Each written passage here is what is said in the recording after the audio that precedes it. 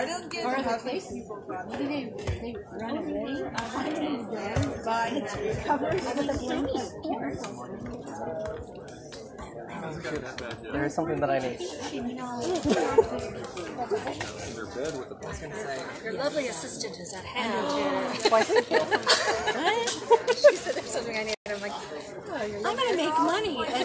I'm going to do the co-check thing. I was going to say, because I have to sign up for a gallery statement as well. Oh. So, I might need notes. There you go. There you go.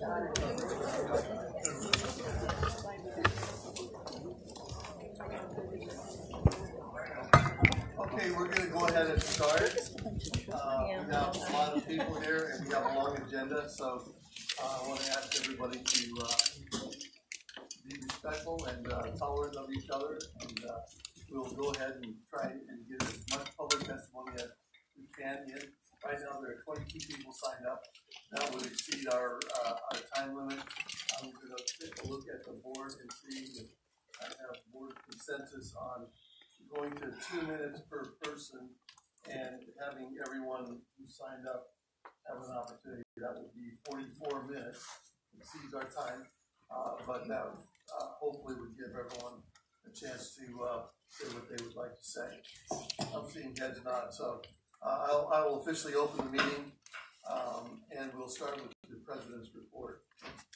Good evening, everyone. On behalf of the college, I wish to express my thanks to all the employees who went above and beyond during the snowstorm, affectionately called Snowmageddon. So special thanks to some of our administrators, Dennis Carr, Jennifer Hayward, Mark Richardson, Dawn Barth, Bill Schutz, Joan Asham, Paul Jarrell, Brett Roulette, for the 24/7 texting parties with me to decide on snow closures and communicate with the faculty, the staff, the students, and get the payroll out on time. Really, thank you, everybody. You did an awesome job. Additional thanks to their teams, the facilities team. They cleaned the sidewalks, parking lots, IT got our network back up, public safety kept us safe, human resources got us paid, public affairs got the message out to the media. So thank you, thank you, thank you. Condolences are to be made tonight for a long-time employee, Lois Freidel, who worked in the business department. She will be missed. Welcome to Danielle Hill, Director of Student Engagement. Danielle, are you here tonight? Yes. Where are you? Oh, hello. Came all the way from Baltimore, yes. So I'm so happy to see you, sir. Lane's Dental Assisting Program has been granted continuing accreditation status by the Commission for Dental Accreditation. Congratulations. Lane's default rate has dropped again to 19.2%, the lowest rate in a decade. Congratulations, everybody, on that. Over 200 students joined me and our vice presidents for pizza, popcorn, and Pepsi, except it was punch this time, sorry. On March 8th, we all enjoyed the opportunity, especially to talk to the students, talk about their concerns. We talked about things like tuition and funding, and it was a very good opportunity. Thank you for helping. Congratulations to Lane students for placing top 3 spots in the Northwest Aviation Maintenance Technician Competition. Congratulations to our theater department. Our student production of Electra Ortesia earned numerous awards. I can't even list them. It goes on for a full page. The Kennedy Center American College Theater Festival Conference hosted by the University of Oregon. Kudos to Greg, our own Greg Evans, who's being honored with the Liberty and Hope Award from the Oregon League for Minority Voters in Portland this June. I'm happy to announce I was recently elected to the President's Academy Executive Committee of the AACC, and I will be representing the Pacific Northwest. LCC has been very active in Salem in communicating and advocating for community college funding. As you know, our ask is $787 million. LCC has been participating in legislative phone calls, hosting town halls. Our students, our faculty, our staff attended the rally in Salem. We attended CTE Day. We attended the summit, the legislative summit. Letters, phone calls, emails, texts are continuously being sent to our legislators. We thank you all for what you're doing, and we hope to see you continue to do that. Lane's been in the news a lot. We've been in over 60 times, February and March. Kudos to Public Affairs for helping get this information.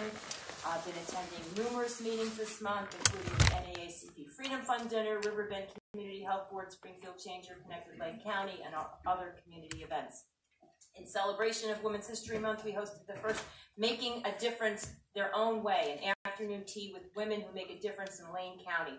Panelists include women from business and industry, education, government, nonprofit, and workforce development. It was a tremendous success, and hopefully we'll continue that next year. Upcoming events, we've got spring break coming up, the Lane Spring Conference, May 3rd, the AACC Annual Convention in Orlando, and this concludes my report. Thank you. Thank you, President Hamilton. Next, board agenda review. Is there any changes anyone would like to suggest? Okay, we'll go ahead with the agenda as it's printed. Okay, we'll have statements from the audience. We'll have 2 minutes per speaker, and we'll have a timekeeper in that corner. And when your time's up, you'll hear a little beep, beep, beep, and we'd appreciate it if you will include your comments. I will tell you that first we have Tony Sanjumi and then Lisa McDonald following Tony. So Tony, come on up. After Lisa is Linda Relling.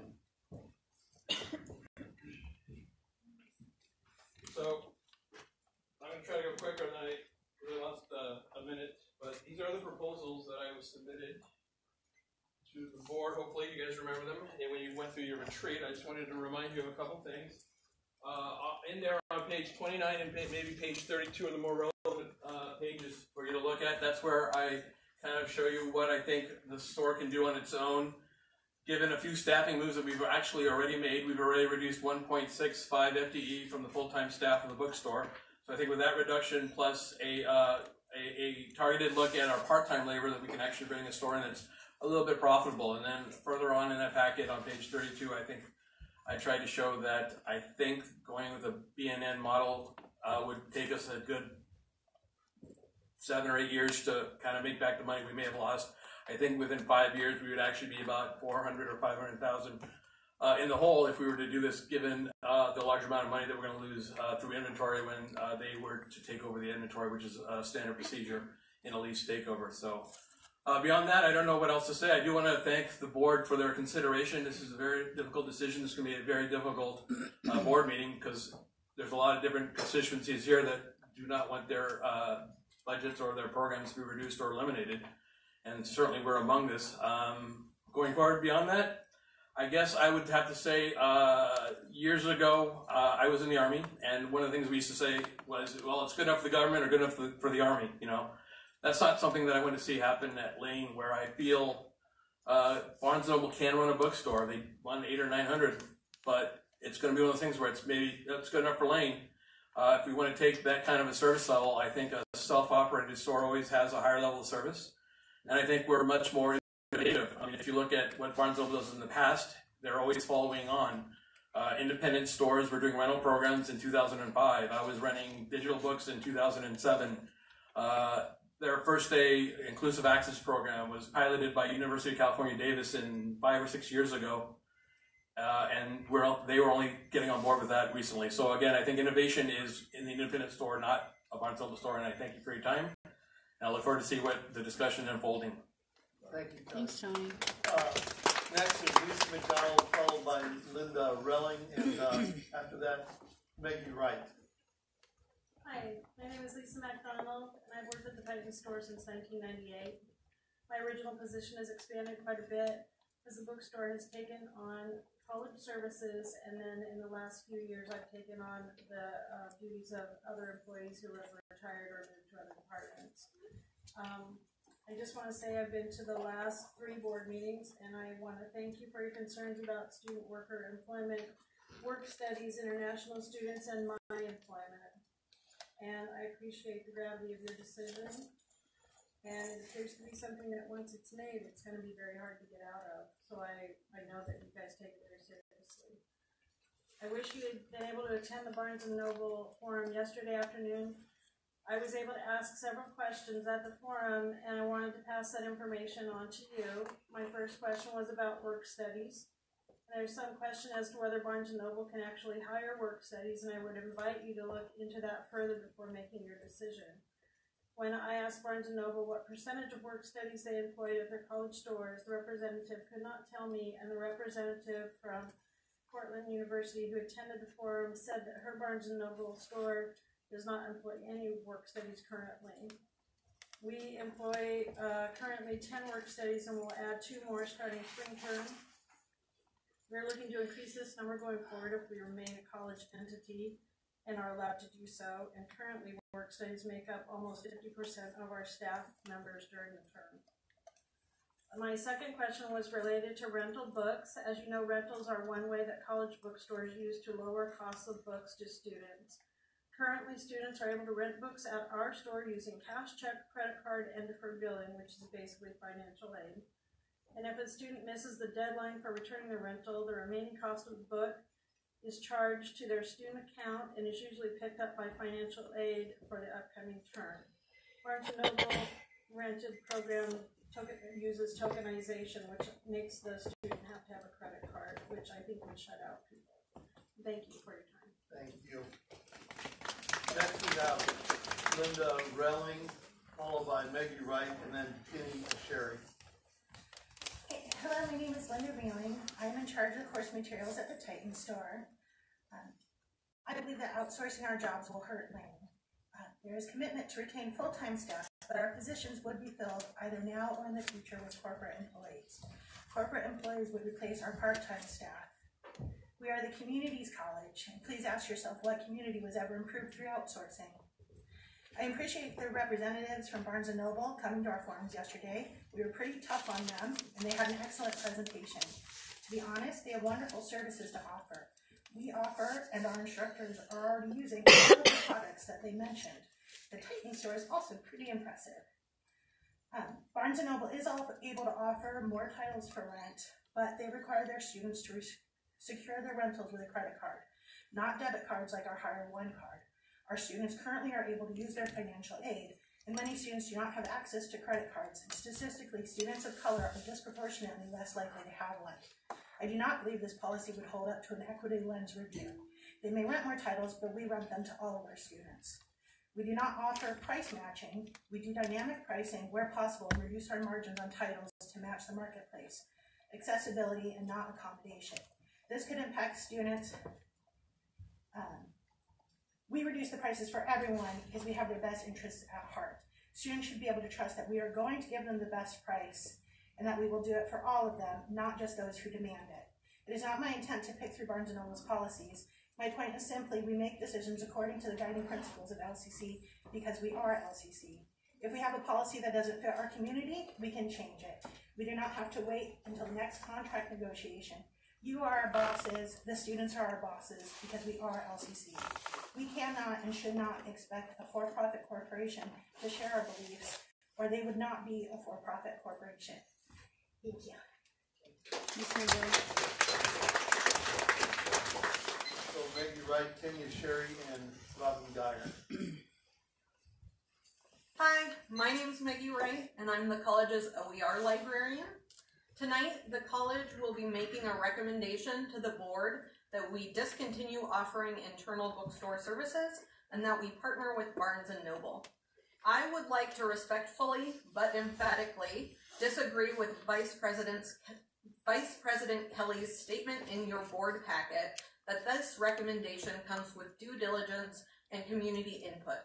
Save but 2 open forums held yesterday, I myself have not been contacted by any members of the administration to discuss this topic. There has been no communication of the proposal details to faculty. Frankly, I'm perplexed that the college would rather take the word of a corporate salesperson than seek the counsel of the people they employ to be experts in a given field.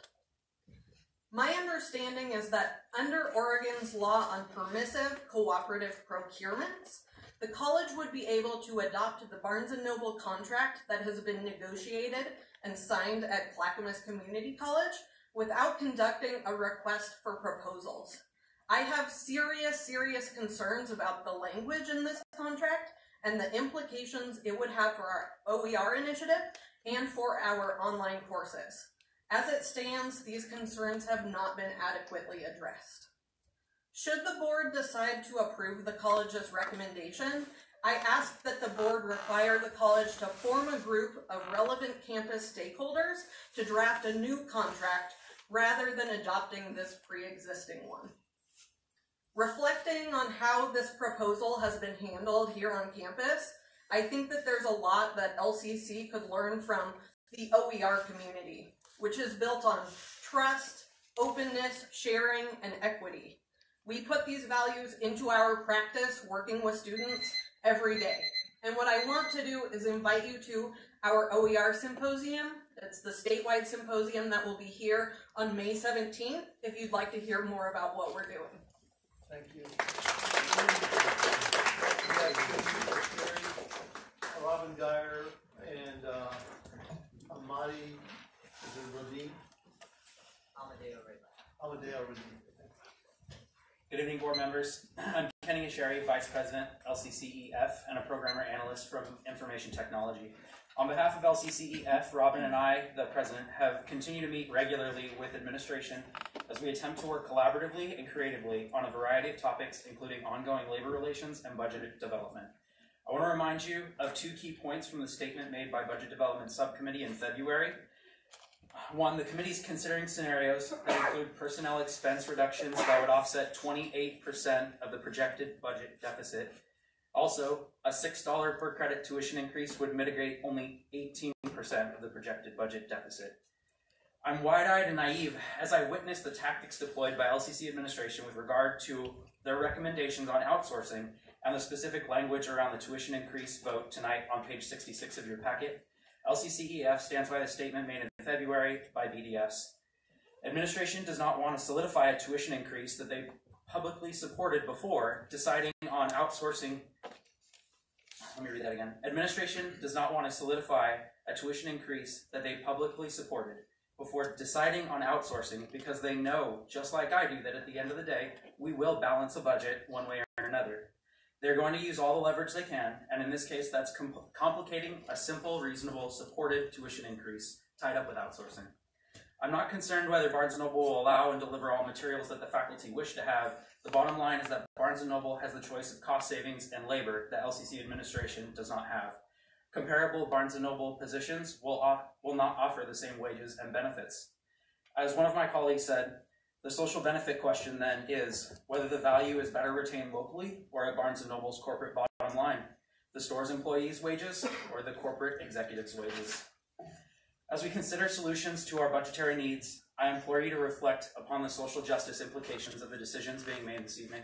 I ask you to question whose perspective is not being represented here. How do we enact systemic change that works to advance the needs of students, employees, and the college as a whole? Thank you very much. Have a great night. Robin Geyer, Amadeo Radin, and VIXIA.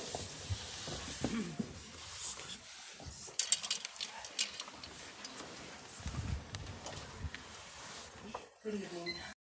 I'm Robin Dyer, President, LCCEF, and tonight you will be asked to vote on the college's recommendation to outsource food services in the Titan bookstore.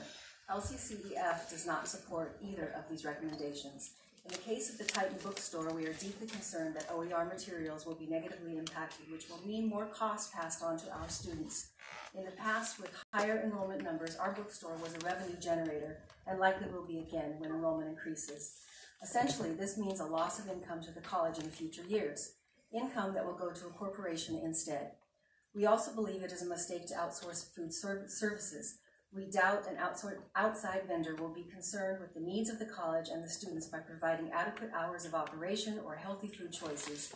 It is also likely during the low enrollment period we will not find a food vendor who wants to operate at Lane, or they may give it a try and fail, leaving us with no food options. Then the college would incur the expense of starting up in-house food services again. And in both cases, we are very concerned about the potential loss of student jobs, as well as staffing the businesses with employees not from Lane.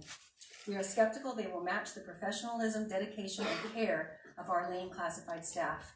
and we are concerned they will not have the pride in the newly remodeled areas of both the Titan store and the cafeteria, which will create more work for our trades and more cost to the college. Please consider another example of outsourcing that does not seem to be at Lane's best interest.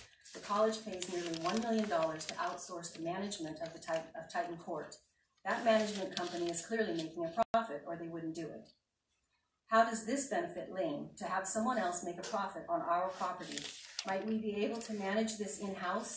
Ryan Fryer, I hope I pronounced that correctly, ASLCC treasurer, proposed an idea in BDS just this past week that is interesting. Perhaps we could use Titan Court as a lab setting for the hospitality program. Perhaps we can diminish the cost of management of Titan Court with a combination of in-house management and curricular activity. We urge you to vote no on outsourcing Lane Food Services and Titan Court.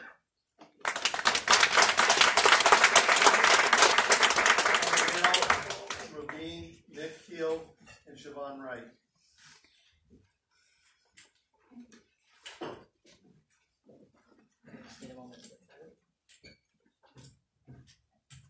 Hello everybody, my name is Amadeo Rabine. I use he, him pronouns, and I am the Vice President of Student Government. At your own time, please look over this letter that was passed by the Student Government Senate and was signed in support by our multicultural unions and the Student Veterans Center. So just read that on your own time. So this school has an unreasonable expectation of students, that we will continue paying for a service that doesn't benefit us. A sentiment that I keep consistently hearing in a lot of meetings is that students are thrifty. We are.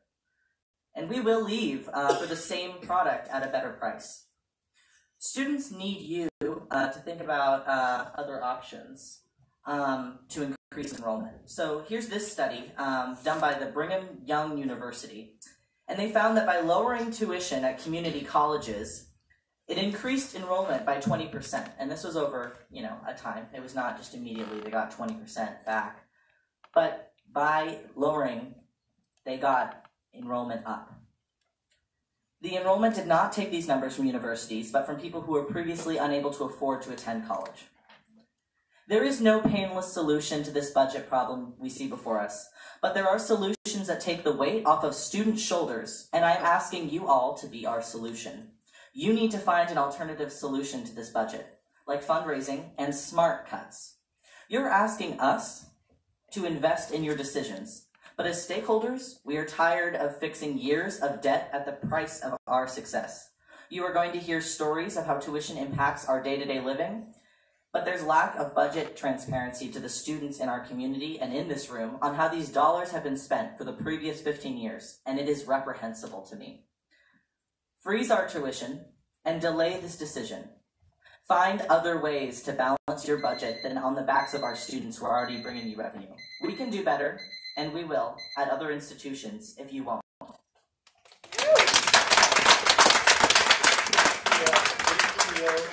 Siobhan Wright and Rick Williams.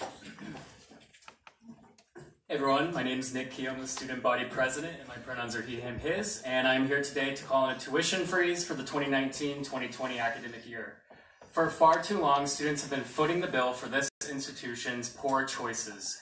The impacts of these tuition increases have been felt deeply on this campus. Right now, you should be looking at some student testimony that I've been collecting over the last few weeks about the struggles that our students have been facing. We asked students, what made you decide to attend college?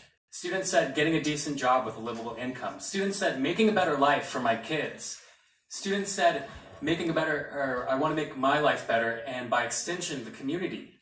We asked students, how do tuition increases impact you? Students said, my financial aid already doesn't end up covering all of my tuition, and I'm already in the red every term.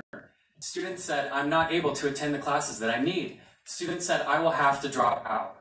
Students said, I will have to work more hours, which will take away from study time. Students said, I already can't afford going to Lane Community College and will not be attending next year. We asked students, how do rising increases in textbooks affect you? Students said, less money for me to have gas, housing, food, etc. Students said, I have to choose between a healthy diet and overpriced books. Students said, my last book was $200. That's food for my family for 2 weeks. It's quite clear that students are struggling on this campus and they're not being set up for success. If we continue to price students out, they will leave and find more cost-effective options, leading to further declines in enrollment. And as we all know, that's the reason we're in this mess, partially. So the student body is here, the community is here, and we are empowered, and we know how to vote, and we are calling on a tuition freeze, because we deserve a break. Students will no longer go into student loan deficits to make up for college deficits. Enough is enough. We can do better.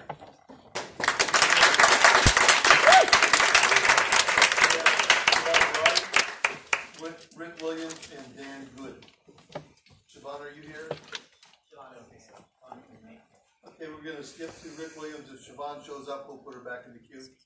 Rick, are you here? Right here.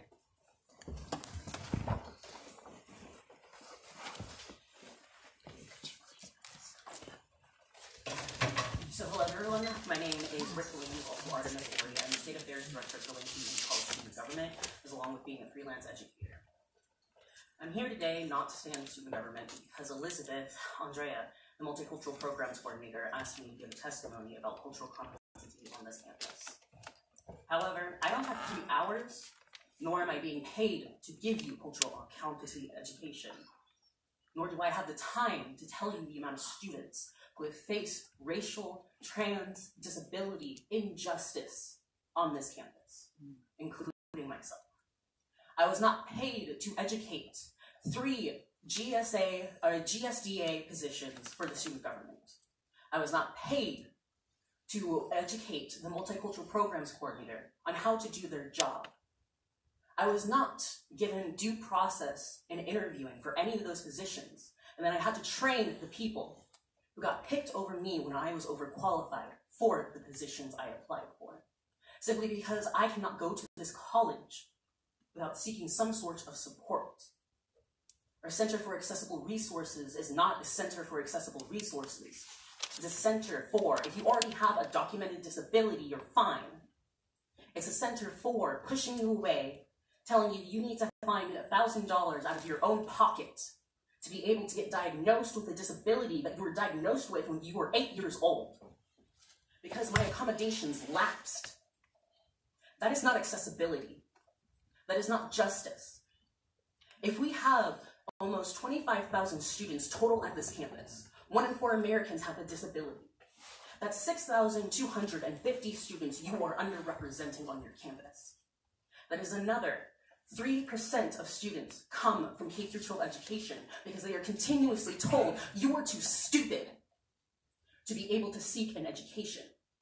And here, I am told not because I have accommodations, not because of my disability. I am told I will not get support because I don't have the money. And I will not be able to go to this college for the money.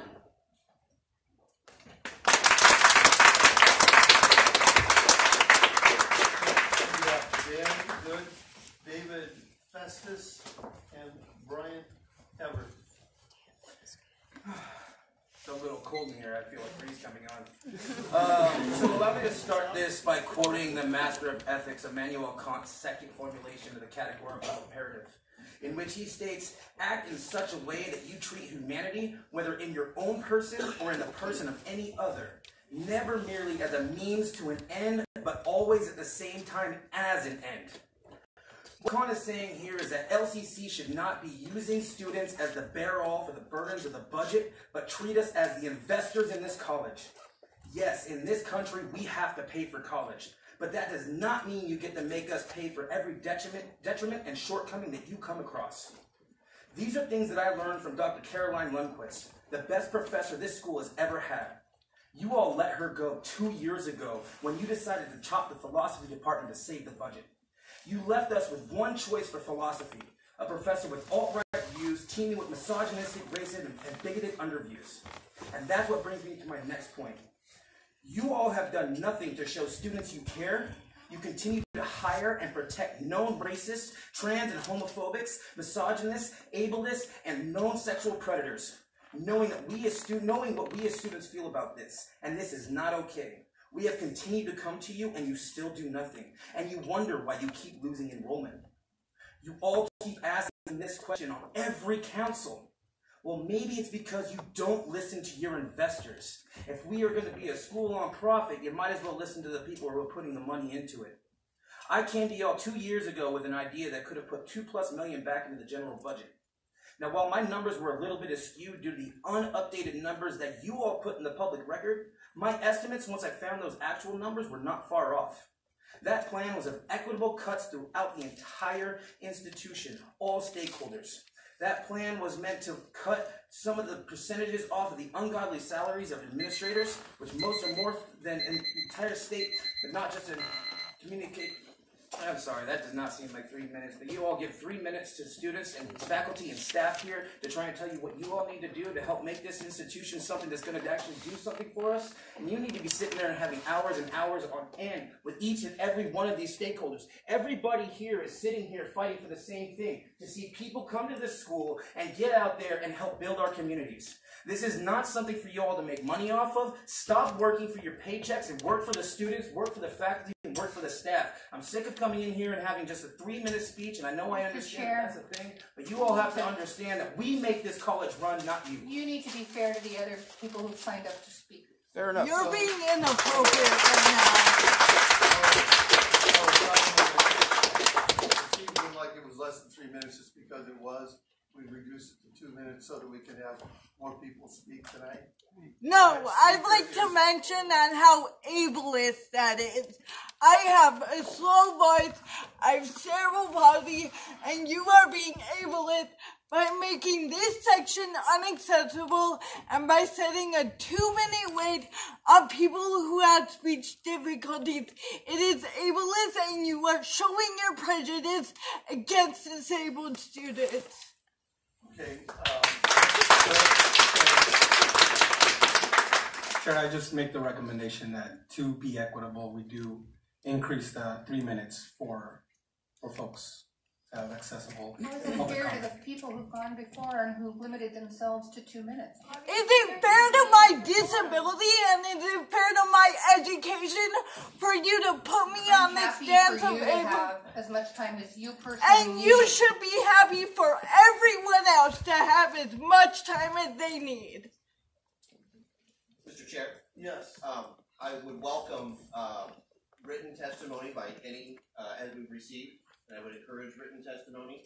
And at the top of this meeting, when you announced that we would be extending time and shortening the individual time, there was no dissension. And so this board stands united in continuing in the interest of fairness. With the time allotted as presented by you at the top of the meeting, unless a board member wants to make a motion that counters that. But I would welcome and suggest that everyone not only keep attending future board meetings and keep providing testimony, but provide written testimony as well to further explain anything that may be lost. I hear you, and I empathize, but I want to also welcome any written testimony that will be welcomed with open arms by this board member, and I'm sure my colleagues. Melanie? I think she does make a good point. I do think that, I'm not honestly exactly sure how to handle this at this moment in time. I do think going forward, we need to figure out a way that if somebody does need accommodations in order to get a longer time period, we need to figure out a way to make that happen. So I am personally open to extending if somebody needs accommodations now. I'm happy to accommodate that. But yeah, going forward, we definitely have to figure it out. Yeah, so I'd like to correct the statement by the vice chair. Not the entire board is united in continuing with the initial decision, even though there was no dissension. I think that right now something's being brought up. We have to accommodate it, and we should not continue talking and wasting more time. This is an equity concern, and I think that it behooves us to make sure that we accommodate that today for this one time, but moving forward, some of the ideas that might move forward might be available. So I move that we, for anybody who needs accessibility. Specifically, in this case, we heard speech impediment. We refuse to continue to be ableist and give some space, create the space by increasing 3 minutes for those folks, as is our standard practice. I would second that. Okay, is there further discussion among the board? I'm not clear on the motion. Could you explain just the motion? Restate the motion. I move that we increase to 3 minutes for accessibility and equity issues to the students that need the 3 minutes time allotted for the public comment. Is that clear, Vice Chair? Yes? But that the remaining testimony would be limited to 2, that we're increasing for accessibility. That's where I'm looking for clarification. I appreciate that. Thank you. Okay. And we have a second. Yes, we do. All in favor? I guess we're going to go take the roll. We can call roll down. Okay, Bill Carrasco. Aye. Mike Geister. Aye. Keating. Aye. Susie Johnston. I'm going to say aye, but with a comment because I'm on the phone. Nobody sees my hand raised up, so I agree with what Joe said, and I also please encourage people to send in written comments. It's very helpful. Thank you. Lisa Sargent. Aye. Melanie Munzer. Aye. Lindsay Fox. Aye. Okay, we're going to move forward. Our next speaker is David Festus, Brian Everett, and Anna Smith. If someone has a need for an accommodation, please state that at the start so that our timekeeper can take that into account. All right. Good evening. My name is David Ferris, and I am the Food Service Director here at Lane Community College. And I am here to speak in favor of maintaining our food service program as it is right now. I'm not here to ask you to vote one way or the other tonight. I'm really here to ask that we take no action at all at this time in this matter. The proposal that was put together by Food Services is not one of the options that is being presented to be voted on tonight. And I really just found that out for sure this week, that it was not being presented to the board. So we have put together a proposal, but I don't believe it has been shared. My understanding as of today is also that our proposal was not shared with the budget committee either. And so with it not going out to those groups, I don't feel that we're really kind of getting our fair share of the, not getting a fair shake here. It feels as though the proposal prepared by Food Services and by the Titan store to save themselves have been given sort of a short shift compared to proposals being brought in by outside vendors. It feels like these decisions have basically already been made and that the requests for our input are more for the show than to actually be taken seriously. Before any decisions are made, I feel that we are owed some feedback on what we prepared and that our proposals should be given equal time. We talk a lot these days about Titan pride, and personally I am not terribly proud of how this whole process has been conducted. So I respectfully request that the board delay taking any official action on these items until such a time that we have been given some feedback on our proposal, an opportunity to perhaps improve them and make them more palatable to the administration, and maybe even given a chance to collaborate with the budget committee to find a real, lasting solution to our fiscal problem that does not involve cutting services. And I do want to emphasize services. We are food services. It's a service we provide. We're not meant to be a profit center. In any case, I just am asking that we be given the same opportunities to make our case that has been given to other outside entities. Thank you.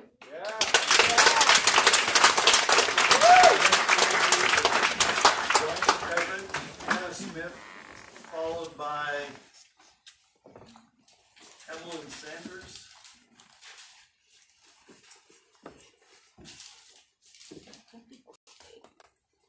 Oh, it's really not gonna help her. You can put it in. Thank you.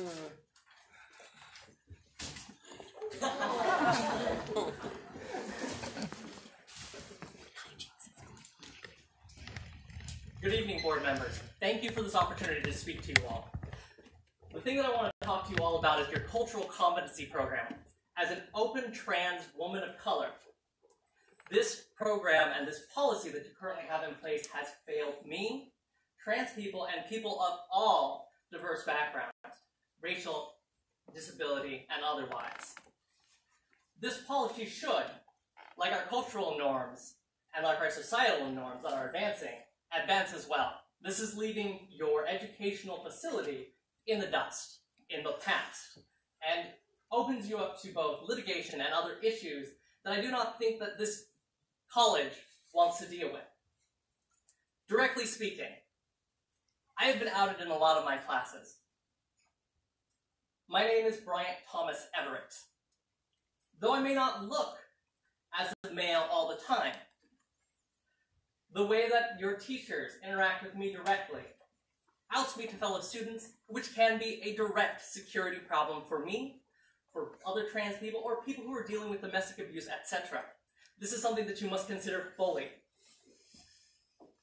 In talking to some of the faculty that you currently have on staff, new, as well as those who have been here for longer than 10 years, the training that they have received to deal with cultural competency issues is lacking.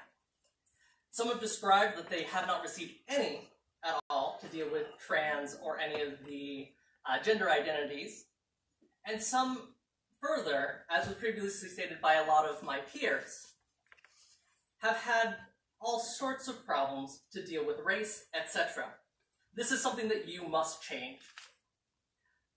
It is a direct problem that the teachers, who we are supposed to be learning from, cannot correctly connect with us.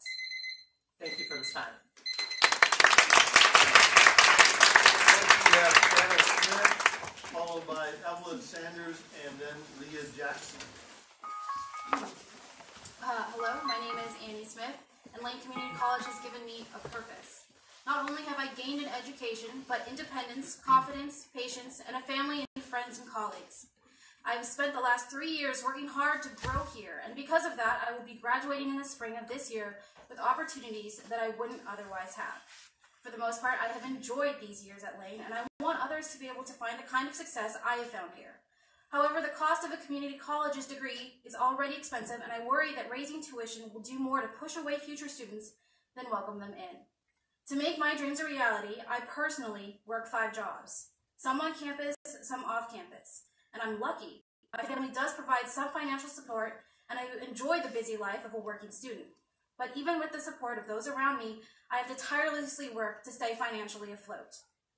I know this school is not being sufficiently funded. I know that enrollment is down. I don't know how to fix those problems, and I'm not going to try and pretend to. But community college is supposed to offer opportunities to those of us in the community who want to receive a post-secondary education and for whatever reason can't or don't want to attend a 4-year university. I believe the money I have spent going to school here was worth spending. I love going to this school and I am proud of the work I've accomplished here. But the burden of work and school is almost too much for me to handle, and during some weeks I feel like I'm killing myself to stay afloat. Community college is supposed to be and needs to be accessible to a wide range of people, and putting a freeze on tuition not only helps current and future students, but sends a very clear message that the administration here supports their dreams. As a community member, I don't think it's fair that the millions of dollars of deficit this college is experiencing now is being seen as a responsibility for current students to make up, and I urge all of you to seriously consider how raising tuition now reflects on the college and community. Collectively, we need to persuade our local, state, and national representatives, and ultimately the taxpayers of Oregon, that supporting access to education is the best way to ensure a prosperous and peaceful future. Thank you for your time, and I hope you take to heart what I've said. Next is Evelyn Sanders, Leah Jackson, and Brianna Hursley. Originally, I wasn't going to speak, but someone urged me to. Will you pull the microphone closer to you? Sure. My name is Evelyn Sanders, and I wanted to share my story with you all today. The cost of tuition is already prohibitively expensive. I didn't have a need for student loans when I studied at a community college in Virginia. I've been a part of student government and fought for a tuition freeze once before. I protested at the Capitol when we were requesting that the kicker funds be used for education a couple of years ago. I haven't done these things because I'm idle and I have nothing to do. As a matter of fact, I've had to work no less than 3 jobs at any given point during my time here at Lane just to try to make ends meet because my federal Pell and other grants barely covered my tuition, books, and the over $600 in fees, including the needed student activity fees and differentials just for the culinary arts program alone, have left me financially unstable. I've actually become homeless, choosing an education over a roof over my own head. I'm doing this because it is an outrage that tuition has increased by about $100 per credit since the late 90s. Compared to the lack of increase in wages, it is unsustainable. Community college is for students with limited means to get a higher education. While the increase may not seem like a lot, it will be a burden for many students, including myself, who can barely stay afloat as it is. We should not place past burdens on present and future students. If anything, we should be opening doors to those who are the future, not slamming the door in their face. I'd also like to encourage you to consider work-study positions, which help students like myself with limited time and transportation who rely on campus employment. We also need more open educational resources, not less. Outsourcing anything lines the pockets of those institutions, and it does not behoove students. Thank you. Brianna Hursley and Angelia and Kraus. Mr. Chairman, Board, I'm a non-traditional student here at LCC, and I'm here to advocate for Chinook-Wawa. I started my journey at DCC in Southern Oregon, and I began working towards an AAOT. My time and experiences were meaningful and rewarding. I joined student organizations and represented the school in academic competitions. My intention is to be an example for my community, specifically for those that identify with marginalized groups. I want to be the proof that we belong in these institutions and that we can excel in these spaces. When I heard that Lane had an Indigenous language class, I was surprised, and I learned that Lane not only had a longhouse, it had a Native American program coordinator. 2 amenities I believe showed progressive thinking at the institutional level. I made a decision that would change the course of my life, to uproot my life, my family, and move to Eugene for the sole purpose of becoming an LCC student. I believe this institution made a space for me, a place inviting and welcoming. I believe then and now that this organization has similar values to my own, and I will support it and advocate for it because it dared to believe in me. I enrolled fall term of 2017 as a full-time student, and currently I'm nearly finished attaining my degree. This coming spring term I'll be completing the final Chinook-Wawa class in the series, and I've been fortunate to learn an Indigenous language in my time spent here at Lane. That is a remarkable achievement for both me, the student, and for Lane, the institution, who afforded me this opportunity. This sends a message. Although the Chinook-Wawa program and other Native American positions are under constant scrutiny, I'm glad to see that they have persevered. Therefore, I'm here at this board meeting to speak. My experience with Jerome Biles has enriched my college experience that words cannot express. He inspires me to speak, to use my voice. He made it possible for me to include my culture in my college experience. He's been a mentor and has been influential in helping me widen my gaze. Thank you for your time and consideration. Jackson, Brianna Hursley, and Angelia Van Kraus. Was that Leah Jackson? Was just I'm sorry. So it's Brianna Hursley, Angelia Van Kraus, and Susanna Meyer. I need an accommodation. That's what you said. Thank you. Is that clear? Yes. Can you pull the microphone closer to you?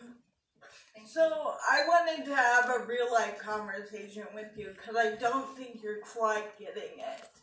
So my name's Brianna Henley. I've been taxed with cerebral palsy, which in my life will give me extreme fatigue, progressive pain, and limit my mobility. I am being encouraged to do whatever I want with my life right now because I won't have that opportunity later on. And I'm here to tell you that LCC is notorious for being inaccessible to disabled students. and the tuition increase, I assure you will make me leave, and I will encourage everyone else to leave. I cannot work. I can never able to work. I live off my financial aid. I pay my rent. I pay my phone bill. I pay for my food. I pay for my medication. And I pay for all the extra needs because of my health off my financial aid.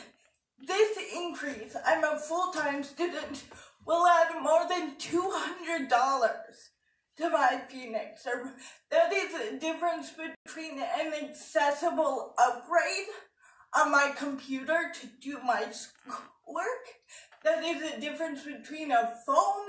That is the difference between voice control.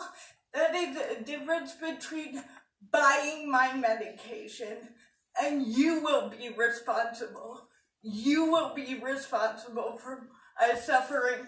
And I will make it clear that you are responsible. And I will make it clear that every person in this room that you are responsible. I am not responsible for your lack of planning. And neither is any kid in this room. And I encourage you not to increase, because if you do, you are single-handedly responsible for every student at this college suffering, and I hope you feel that. Thank you.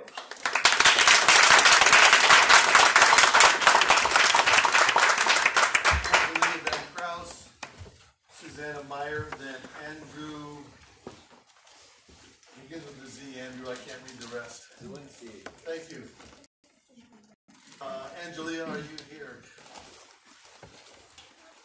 Hi, my name is Angela Van Kraus, and I am actually running for the open position on the LCC board. And so I'm here today to introduce myself. I was a student here at LCC about 10 years ago. I came in unemployed, rode the bus, I didn't have a car, and I have had an incredibly successful career after transferring to the University of Oregon. I do have $34,000 in student loan debt, so certainly I understand the complications of tuition. Thank you for the time. Happy to meet you all.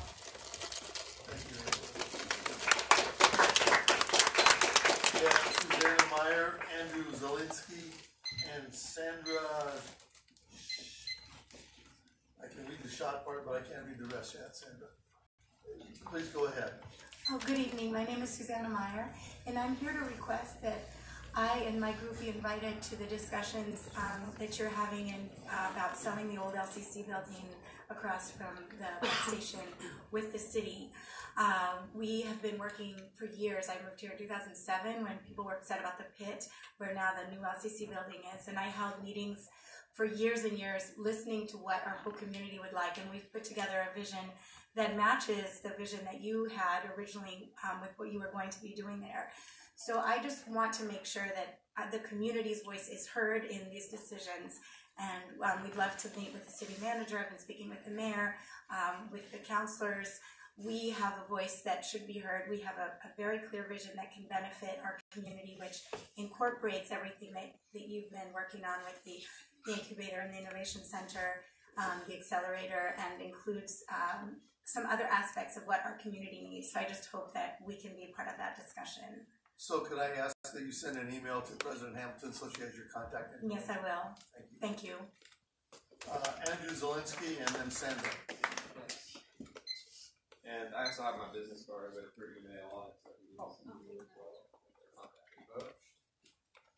Yeah, I am also here to support that same involvement in the community, in the sale of that LCC building, and being involved in the discussion of that as you go forward and what that building would be used for, because I feel that I, along with Susanna and many others, have a great vision for what this can be in the future of our city's downtown, and that building takes up lots of real estate, has so much to offer spatially, so I'd like to see that used for the proper purpose and to be included in that. So I know you have our contact, and thank you for your consideration and time.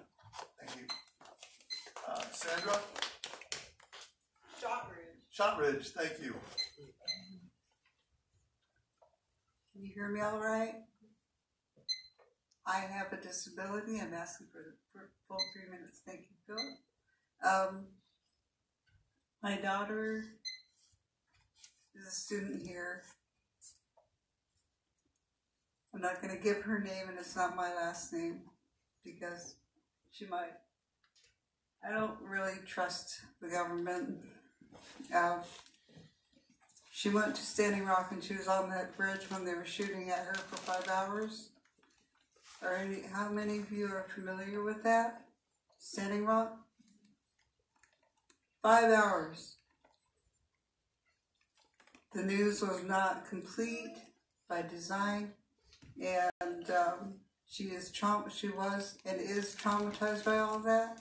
She's a student here. She's very giving. She gives to people all the time. All the time. Right now she's helping her dad with his mom, who has Alzheimer's. That is one of the students that you're going to put through the ringer if you raise tuition.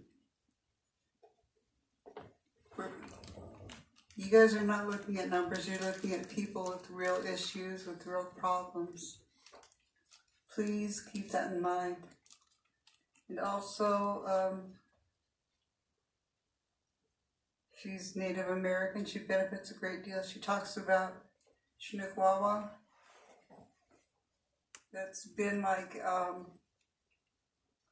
a place for her to go and relax because she can put her feet up and know that she'll be all right. That traumatized girl. Please keep her in mind. Thank you. So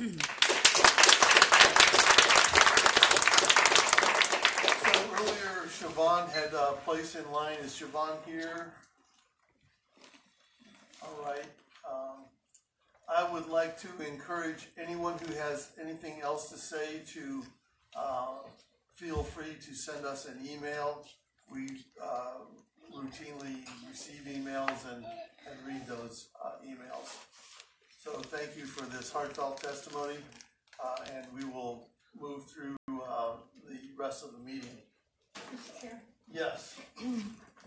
The opportunity to do this was earlier, so I apologize for not suggesting it, but given the scope of the number of people who have turned out this evening to hear the board's discussion and disposition of action items with respect to tuition and the Titan store and so forth, I would like to suggest to the board or move, if you wish, that we move those items forward immediately in front of all other items so that people don't have to sit here and wait until 10 o'clock at night to hear our discussions. Okay, is that a motion? That is a motion. I second. Okay, so we're open for discussion on that motion. Are we ready to vote? Looks like we are. Please call the roll, Donna. Bill Carrasco. Aye. Mike Eister. Aye. Matt Keating. Aye. Lisa Bragala. Aye. Melanie Munzer. Aye. Rosie Pryor. Aye. And Susie Johnston. Yes, aye. Okay, so we are going to jump to tuition first, and someone. Well, Mr. Chair, we need to approve minutes from the February board meeting before we jump to action items. And why do we need to do that? I just made a motion and the board I thought you were moving. approved it. So That we move immediately to tuition. let me respond, please. I was under the impression that you moved it to the top of the discussion action item. If I inferred incorrectly, my apologies. You inferred incorrectly. I meant to move it to immediately. Okay, so then it looks like 4D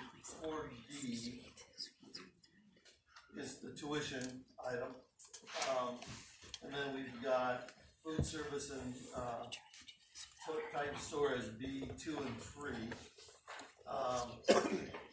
We could take the tuition item first. Okay, so we're ready for the board meeting, the presentation on the tuition.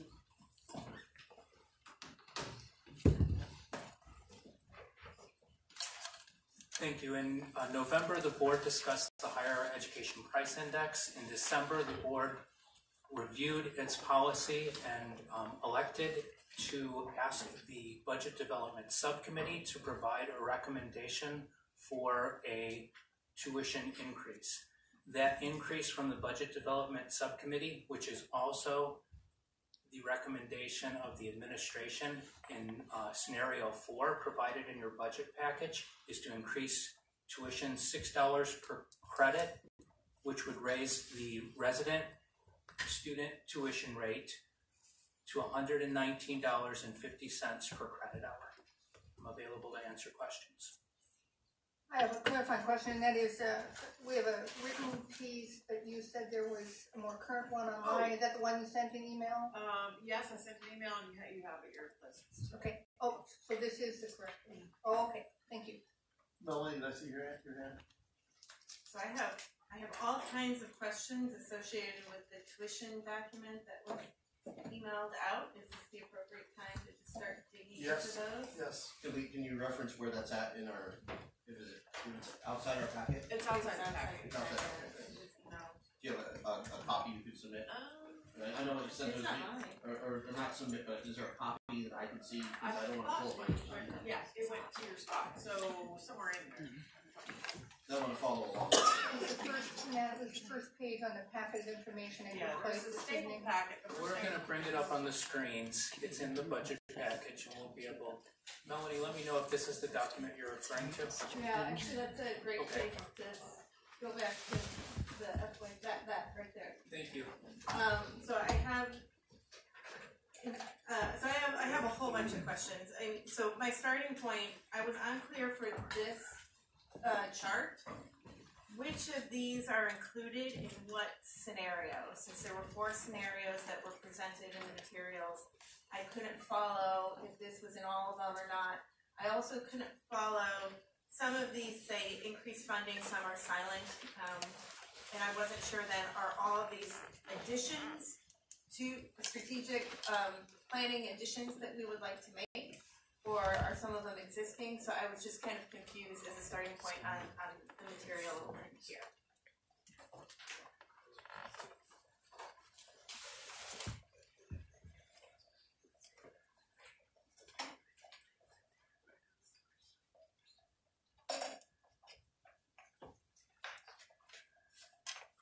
The information provided in the packet reflects investments included based on the board's recommendations that the college should invest in student success, access and equity, economic development, and be strategic and allocate our resources based on the mission. Within here, we went through a robust fall planning process with our strategic planning and program review. At the department level, these were the requests that we saw that through the process we are investing. What we're trying to project, and we're conflating a little bit of the budget presentation with the tuition decision now, but what we're trying to reflect is the ability to take our limited resources and while making strategic reductions, also being able to provide investments that will help for student success. This page was capturing what we believe we can invest in budget. This is represented in option number 4 in your budget package. So these are only associated with option 4. That none of these items are included in the other 3 scenarios. Only scenario 4. The investments. Scenario 4 in the little spreadsheet, and then some of the other. Scenario 4 in the spreadsheet. These would be additional investments to that scenario. Yeah. I'd like to clarify, since I was part of this planning process. These investments shown in the top are included in the base planning projection for each scenario. The 3.4. Yes, that's included in the base in every scenario. Okay. And these are our strategic investments for mostly existing budget, but there are some additional investments, for example, in essential IT infrastructure is one example, and then adding some additional faculty positions. Okay, so then that's why then for the additional recommended, those are the two that are then listed separately in 4. That's where I was getting confused. Okay, so those are the additional ones for the rest are in all of the other 3 as well. Okay. I'm happy to just keep going. I'm happy to stop. I defer to Why don't you roll for a little while and then we'll let just cut me off when you want. Okay, so another question I have in the scenarios, I'm unclear if they're adding money back in to get us back to the 10% reserve that we are trying to be at. Is that reserve issue addressed in any of the information that's been presented? So this year we were currently within the board parameter to not engage in establishing funds for replacing the ending fund balance. We are projecting that next year we will be in a position where we have to. Wasn't provided, we weren't at the 9% threshold. This year, you'll see in the budget presentation later or earlier, or when we decide to do that, that we have, we'll be at under $4 million of, or around $4 million of ending fund balance, and therefore by board policy, the board will have to come up with a plan, or will provide you with a plan to restore that. It is not reflected in the current scenarios for budget planning. Okay, so the 4 scenarios do not address the fact that we are significantly under our requirements. And we know that we'll have to budget that next year. So that's something we can keep in mind when we're making decisions this evening, is next year, in order to restore what will essentially be a $9 million ending fund balance, and we have 4, we're going to have to come up with a plan to restore 2.5 per year of that ending fund balance on top of the work we're doing today. Right, okay. How about if we'll let some other folks jump in? I've got Matt. Anybody else in the queue? Susie, are you want to be in the queue? If you respond to Susie. Yes, I'll holler in. Okay, all right. I'm confused at the moment, trying to figure out what you're looking at, but. Okay. Matt. I want to start off by thanking colleagues and faculty and students and staff who have been regularly communicating with lawmakers, and in particular those who were lobbying in person with us at our days of action.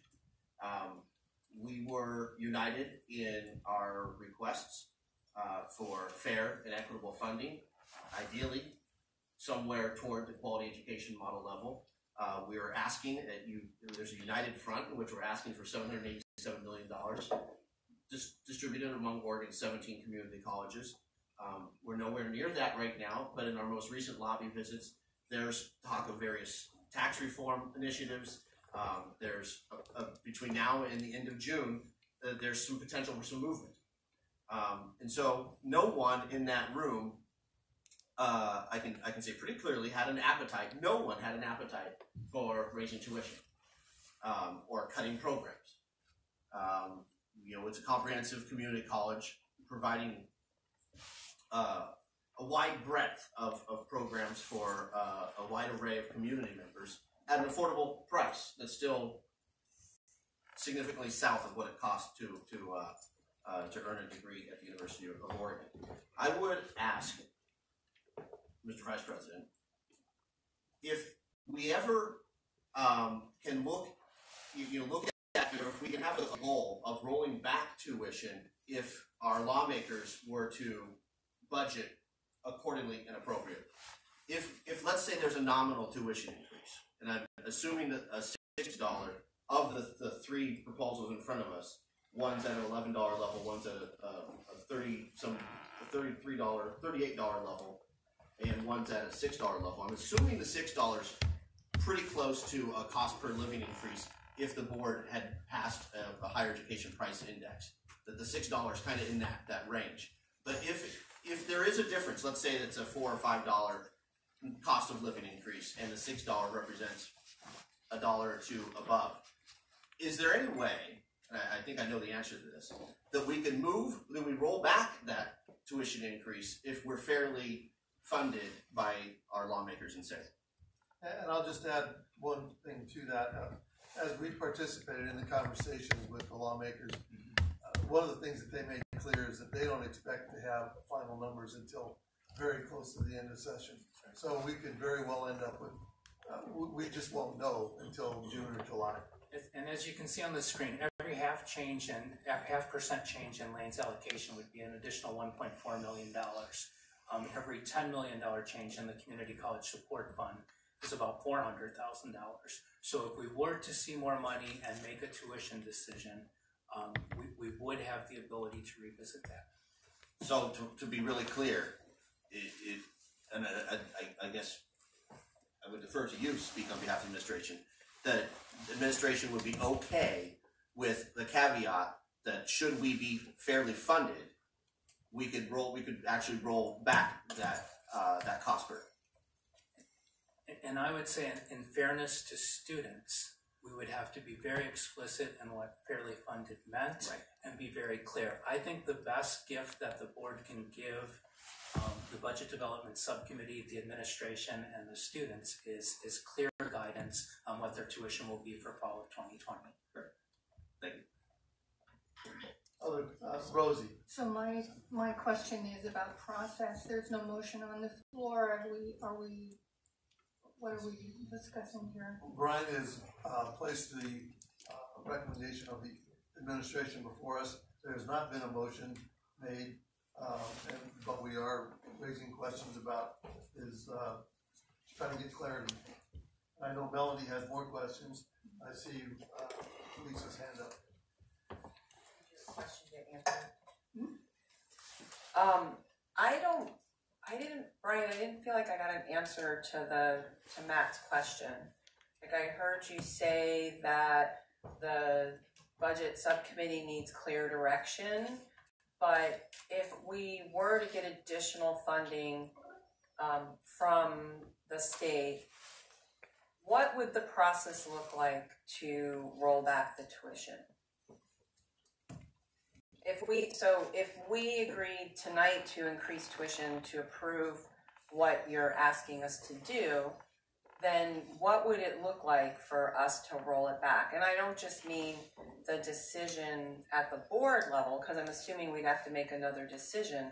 Like, what does it look like within the college infrastructure itself?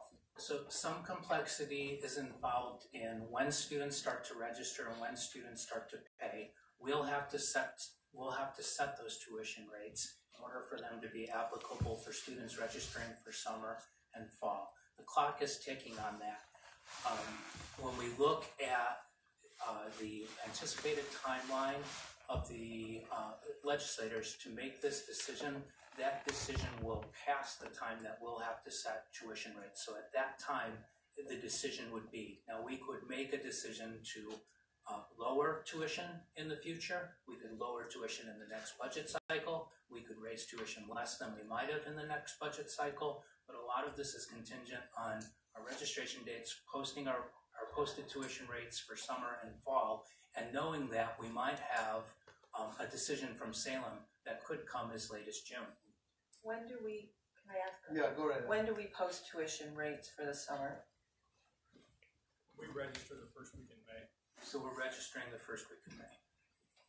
So is it conceivable that we could lower rates the start of winter term for winter term? It is conceivable, but it's not an easy function for the college, for those who award financial aid, for students who are trying to figure out their budget. So it's not without not impossible, but with great complexity. Okay, I've got some clarification. I was just going to add that it's very likely that if any new revenue package passes the legislature, they're talking right now about referring it themselves to the voters, and so new revenue won't materialize until it would go before the voters, which could be as late as January 2020.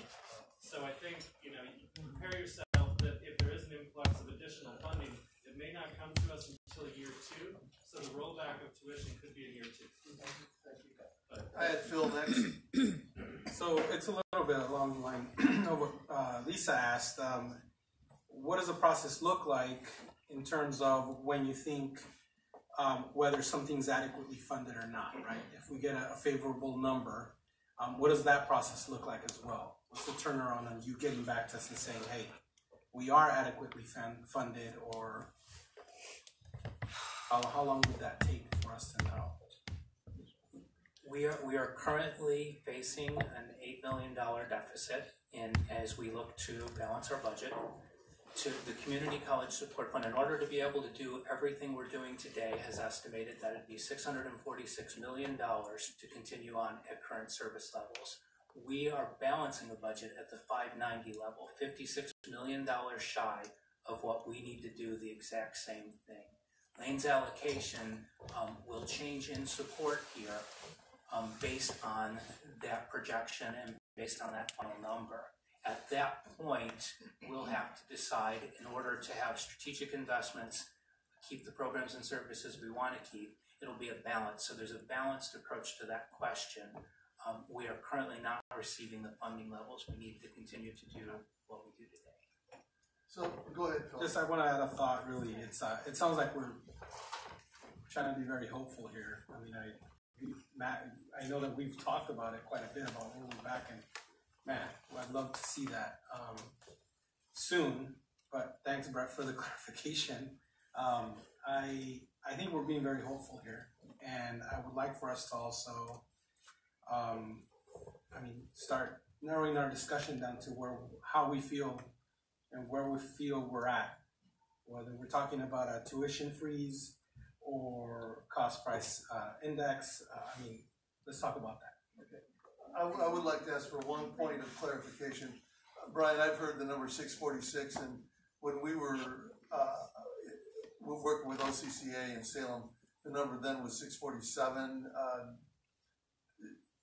Can you add any clarification to that? Which is the real number? Yeah. But it was, the 647 was? 7, yes. Okay, all right, thanks. Okay, so do you want to ask a couple more questions and then we can go toward a motion, or are we ready for a motion right now? I am in no way ready for a motion. Well, why don't you ask a couple more questions? Okay. If we could, can we talk about the scenarios themselves? I personally am obviously taking scenario 2 and scenario 3 off the table. In my mind, we're talking about scenario 1 and 4. So we're talking about the 0% tuition increase or the 5.3% increase of the $6. There's some things in the scenarios that I'm confused on for kind of why the choices were made and some of the information that's in them. So to start, I see that scenario 1 still includes maintaining internal bookstore and food services, but scenario 4 does not. So that's an additional $1.1 million that's feeding into scenario 4 that's not feeding into scenario 1. Can you explain to me why that choice was made to include maintaining that in scenario 1, but exclude it from scenario 4? Yeah. The scenarios give a variety of approaches to a balanced budget. There has been some talk about absorbing the entrepreneurial areas out of our entrepreneurial fund 6 into the general fund and treating them as a service. There's an associated cost with that. Giving you alternate scenarios where a few maintain it and a few have a redesigned approach gives you the budgetary impact, which is that $1.1 million number. Well, actually 3 of them maintain it. Only 1 of them gets rid of it. So only scenario 4 takes out internal bookstore and food services. The other 3 maintain it in there. You are correct. Okay. In scenario 4, fees are higher by $75,000 in additional revenue over scenario 1. I don't understand that difference. The fees are higher in scenario 4, $75,000. 75. If we increase tuition, the policy is that differential fees are increased by a commensurate percentage increase. So you'll see that in 2 and 4. Okay, thank you. I'm clear about that. Okay, so for I made this note last night. Now I don't even remember what it is. It said includes ESI. What is ESI? What was that referred Early to? separation and stuff. Thank you. Yeah, it makes sense. Is that incorporated into any of these scenarios as well? The savings that are coming from the ESI? The current projection does not. Okay, so that would be, I forget the numbers right now, but that would still be that additional dollars that would flow into either scenario 1 or scenario 4. The strategic implications that are outlined in scenario 1 were not, I had sent an email around the other day where I had really wanted to see some kind of concrete analysis on the impact on our strategic priorities. This is very general in the statements that are made, just talking about it will have an impact. Some, investments will be rolled back. I don't have a concrete understanding if we froze tuition versus if we increase tuition by $6. Have we done any sensitivity analysis to understand what impact it might have on enrollment? Any analysis to truly understand if we have to roll back investments in student success, exactly what those investments are that we would be rolling back, and how then that might impact our ability to help support our students. I'm unclear about all of this type of information, and that's, I said the other day, that's the kind of thing that I needed to see in order to be able to be comfortable making a decision, and I don't feel that that's been provided. Is the information provided later in the packet helpful? That's the information I'm talking about. So on page 12, is that what page you're on? So you have some things, but if you go up a little bit more. So you have here at the top, strategic investments and advising, will be rolled back. I don't know what that means. So I don't know, in a world where, I will tell you right now, I am not supportive of a tuition increase. That is where I currently am. So I am trying to get a full picture understanding of what that means for the college, because it is a very, very hard decision. But when I'm spending time doing all of this research on my own about the top, we all know it, right? Top 10 challenges to student success. 64% say it's work and paying expenses. We have our CDR is down. That's great, but we're still at a 20% CDR. We still have a federal borrowing rate of 54%. We have typical federal debt of $13,500 that students are leaving here with. I'm trying to balance all of that stuff against what it means to then lose money for our investments. So I personally need more concrete information on the impact on our investments that outweighs all of those numbers that I just said. I'm not there yet. Yeah, and without a $6 increase, that's $1.25 million to the budget, and that money has to come from somewhere. So if it comes from the investment category, we would then be making $2.2 million of investments into things that we found important through our program planning, our strategic planning, our department reports. That money will have to come from somewhere. So it might mean fewer advisors. It might mean fewer open student service hours. It might mean fewer faculty members. It might be less staff. It will mean less technology in the classrooms. All of the things we're able to invest in, without those dollars, we would not be able to. I understand what it might mean. I'm not asking what it might mean. I'm literally asking what it means. So I get the generalized talking points. I totally understand that. That's not what I'm asking for personally in order to be able to make a decision on increasing tuition by $6 a credit hour. When I was at this point before walking this room, and you can tell I spent a significant amount of time with this document that you guys sent, and I appreciate the work that went into it. But with all of my heart and soul, I believe everything that the students are saying. I believe that before I even got here today. And so I'm really struggling with, am I doing a disservice to the students by increasing tuition, Or am I doing a disservice to the students by not increasing tuition because it doesn't allow me to make the investments I need to make? And I do not have enough information provided to me to make that determination. Rosie. I think we've reached a point in the meeting where we're going on record about where we stand, and I want my colleagues to know that I too am not prepared to support a tuition increase.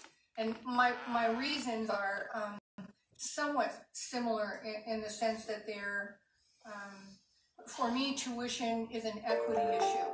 We spent a lot of time talking last January, I guess it was, about how we apply the equity lens at Lane Community College. And to me, this is a cardinal example of where that equity lens needs to come into play.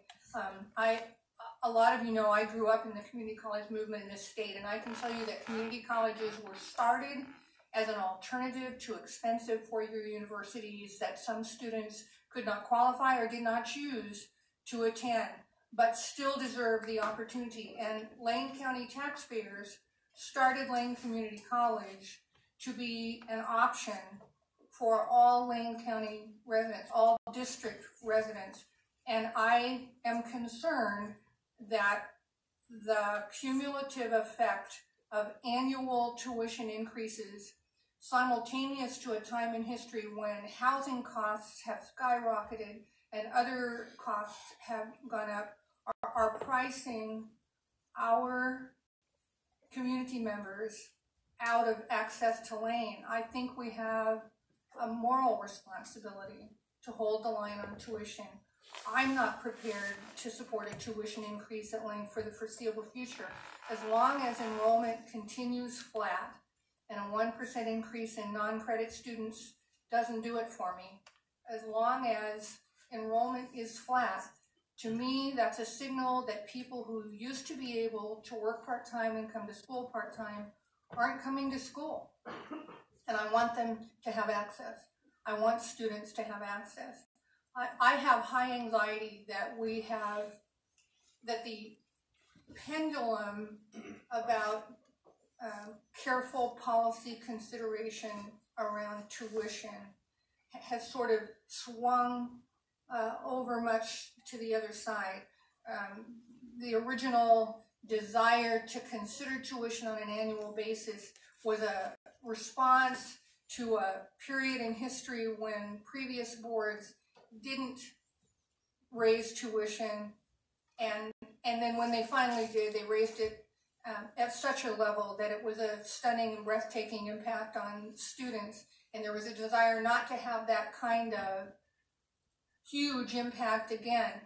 But I worry that we've gone too far the other way, and this constant reliance on tuition, I think, is at odds. I love the way you put it, Melanie.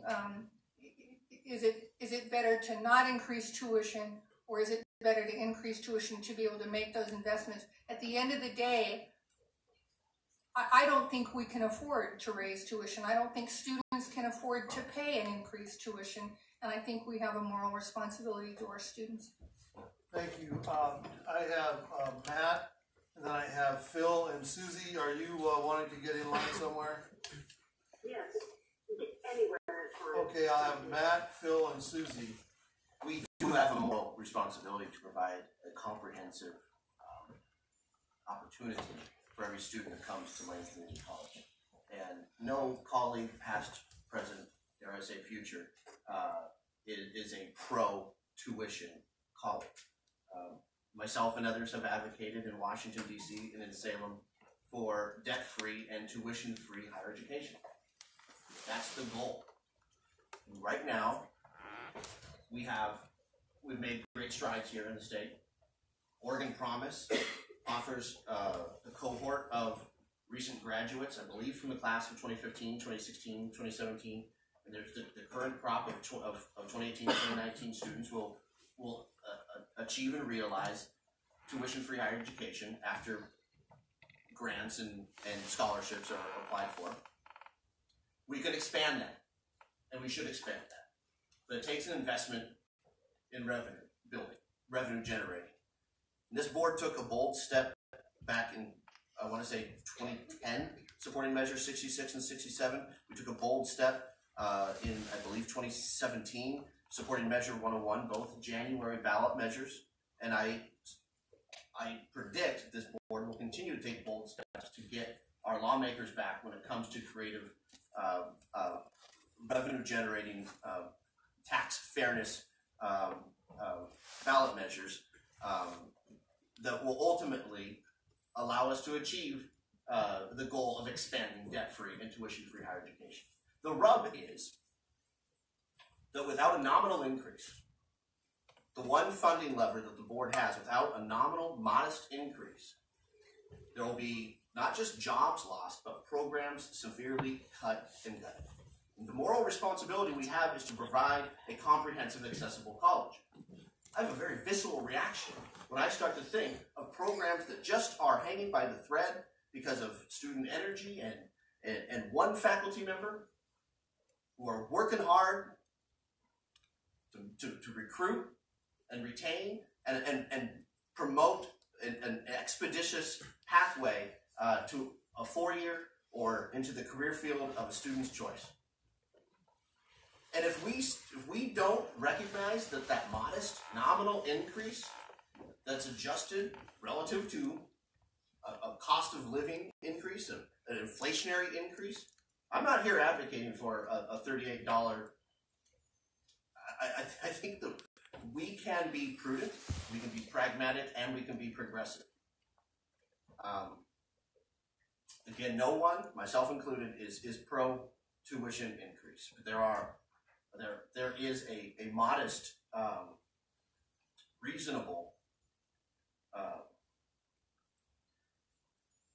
There's a modest and reasonable solution that's presented to us, and if we take the easy, politically convenient route of not moving the needle at all, we cut into the core of this college in a way that is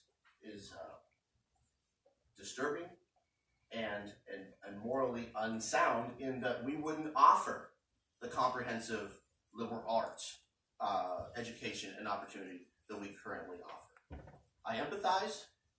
I hear you.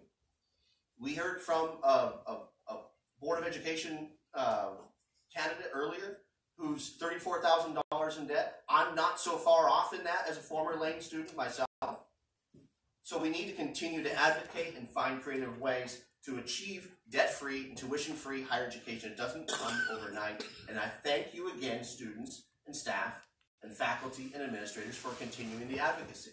And I want to make it really clear, since we're going on record, what our position is, if you haven't figured it out by now. It's a modest, it's an adoption of the modest proposal, with the caveat, this is where we roll up our sleeves and continue our advocacy in Salem, with the caveat that if we're fairly and equitably funded, we roll back that tuition increase. Because right now we're it's like we're playing darts with a moving target. So, colleagues, I implore you to consider the most reasonable scenario in front of us and recognize the moral argument. But cutting programs, those aren't just jobs. Those are the classes you're all attending. The advisors that help you move through Lane Community College, eliminated without that investment, that modest nominal investment. So, colleagues, I urge you to consider the most reasonable, rational scenario in front of you, and let's see if we can really think creatively about rolling that back if our lawmakers fairly and equitably fund the Community College Support Fund. Okay, I have Phil, then Susie, and then Melanie. Lisa can go before me. Oh, I'm sorry, Lisa and then Melanie. So, I want clarification on this $6 tuition increase. It's tied to the HEPI? It's higher. The HEPI, okay. Yeah, because I remember seeing a lower number before. So, I fully agree with Matt. There is a real thing in budgeting where you have to adjust, with the new fiscal year, right? So, a nominal increase, I am not pro this $6. I'm not in tune with this idea either. Most definitely not 38. So the way I see it is, yes, to the rate of inflation, we pick an index, right? We'll have that discussion that can help us. We have that lever that we were talking about. But further than that, it is in effect a tuition freeze. I do want to thank Melanie for saying it so, articulating it so well. If the investment that we are proposing is going to help some of the programs, and we're going to bolster like enrollment, then by all means, let's have a better discussion then, a more informed discussion about it. If that can't be proved, I'm sorry, you're just saying then that, you know, from one big hole, we're going to divvy up money in 10 other different holes, you know? And I'm not a fan of that either. So the program that most recently has touched me and my family are the nurses at Riverbend and Mackenzie Willamette. They're taking care of my baby boy who was just born 2 weeks ago. And he is in the NICU. They are passionate. I mean, people say they make great money. I don't think they make enough money, right? And they're responding to life-threatening situations and conditions for these preemies or newborns with a lot of medical conditions. And if it can be proven that some of this money is going to these type of programs or programs much like those, it's not just the nursing program, then by all means, let's talk about that. But if that's not being proven to us, you know, I gotta tell you, I see these boxes and the immediate visual to me, I'm being constrained in my options here. And I am not a fan of that. So I agree with my colleagues. We want more information on that, one. And two, more information, let me articulate it a little better, more information on whether these investments, there could be some proof that's actually gonna help these programs and increase enrollment. The other is that I agree with my colleague. You know, even just the most nominal increase will help a little bit in our budgetary decisions. However, I am not saying $6. I'm definitely saying less than $6. That's what I'm looking for. And after that, complete tuition freeze for 2019, 2020. So. Yeah, I have Susie, Lisa, Melanie. Yes, thank you. Can you hear me okay? Yes. Okay. I try not to be repetitive, but when we were talking about funding from the state, I'm not confident at this point that extra money is going to come rolling our way, and the money's not going to differ very much from the proposal that came out last week.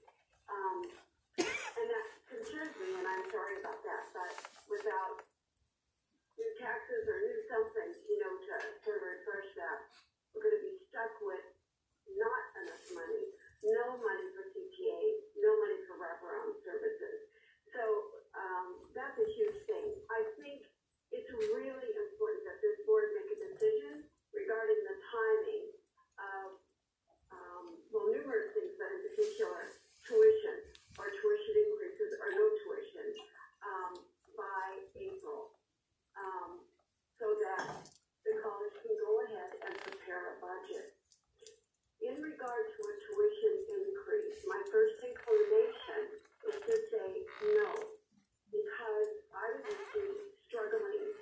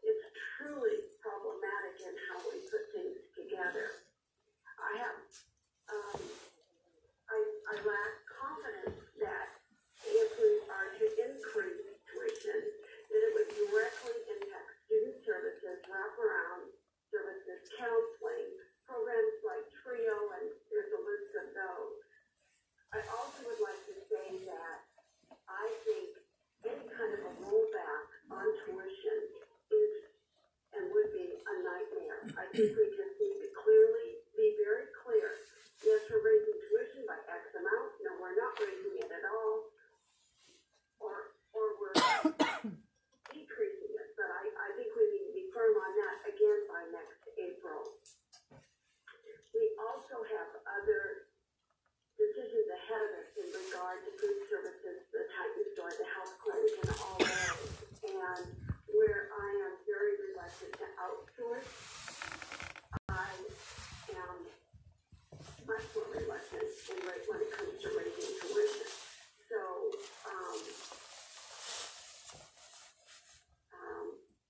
that's it for the moment. Thank you, Susie. Thank you. Lisa, then Melanie. So, for those of you who don't know, I'm a second grade teacher, and I teach at Adams Elementary here in Eugene. I love my job. And for well over a decade now, I've personally lived the disinvestment in our education system. Year after year after year. Larger class sizes, no supports for students, and now we're seeing the outcome of that disinvestment.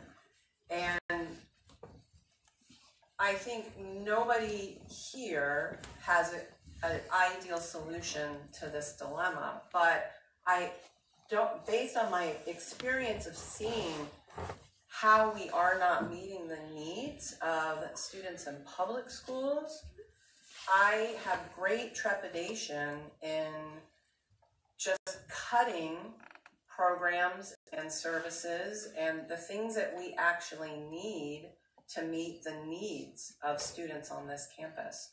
I mean, K-12 has been disinvested in, but community colleges have gotten even less.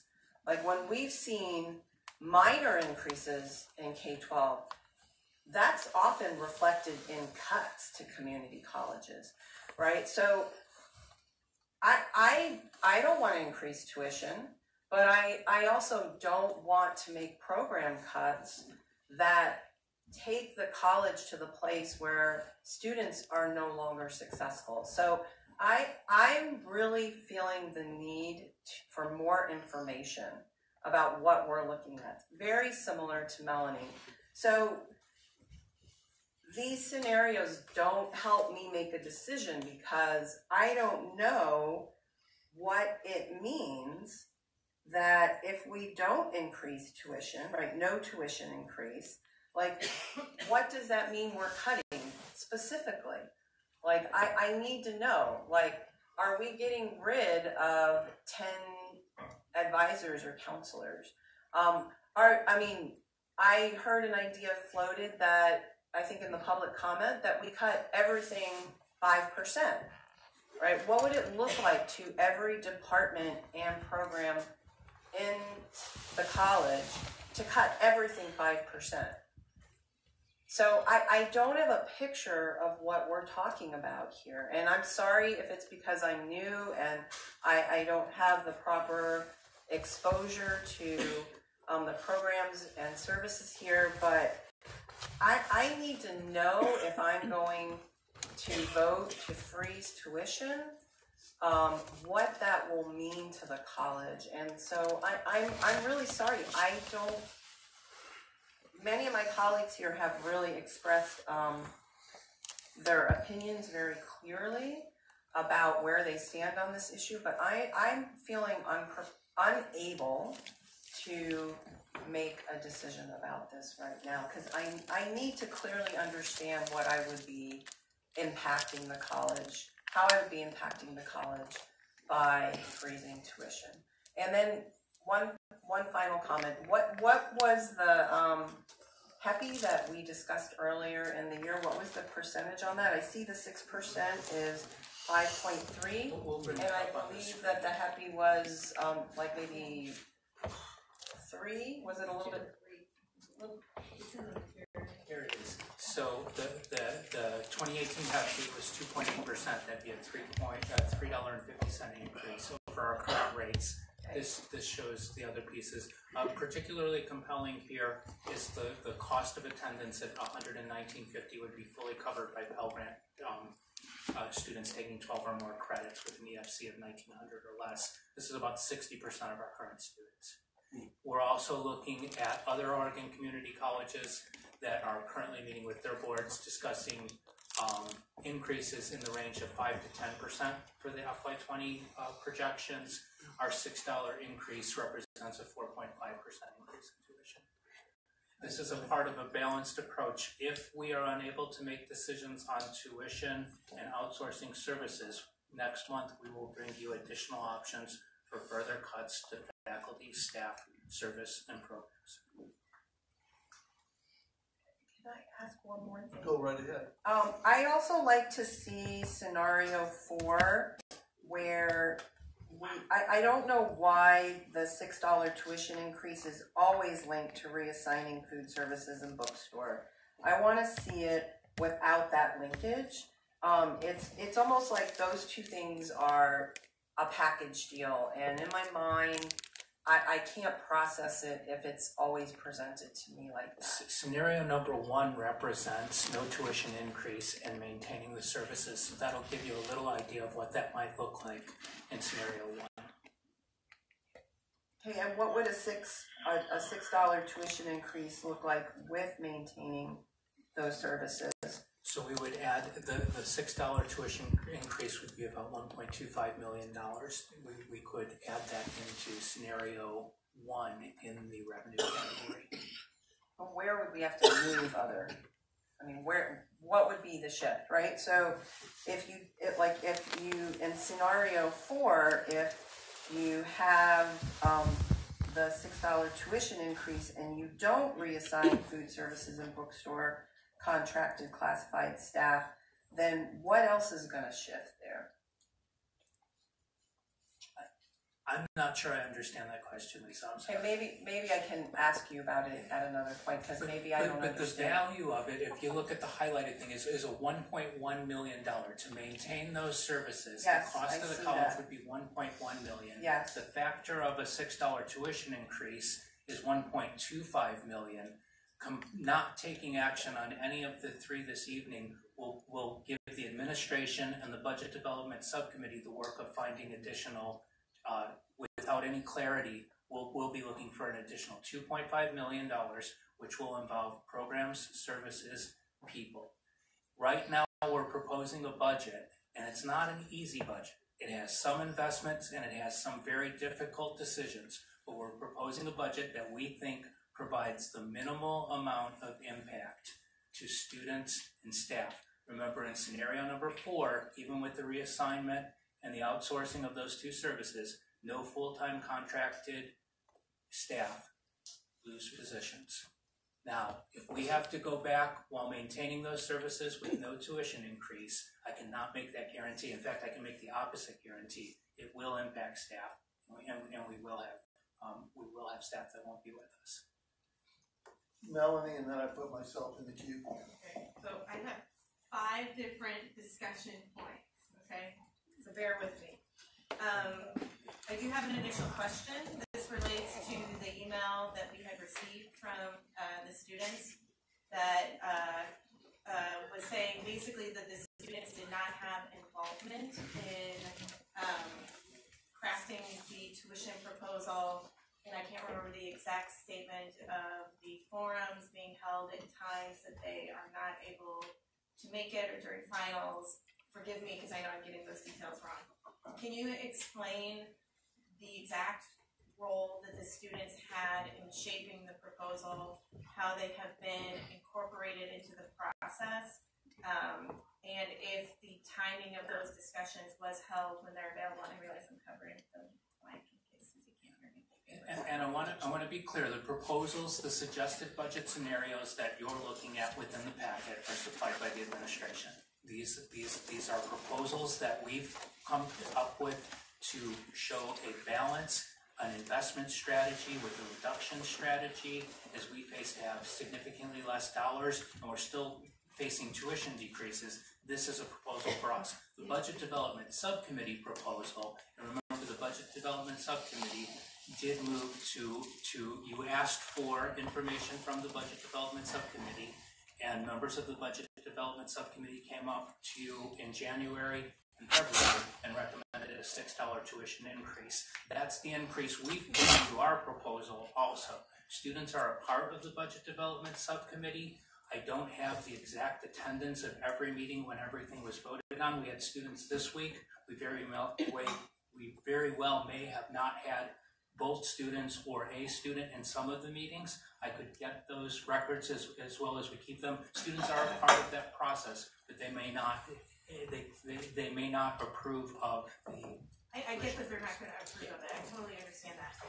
But my concern is if they weren't involved. I also fully grasp that students are unlikely for numerous reasons to attend things like the Budget Development Subcommittee meeting. I totally get that and I appreciate that.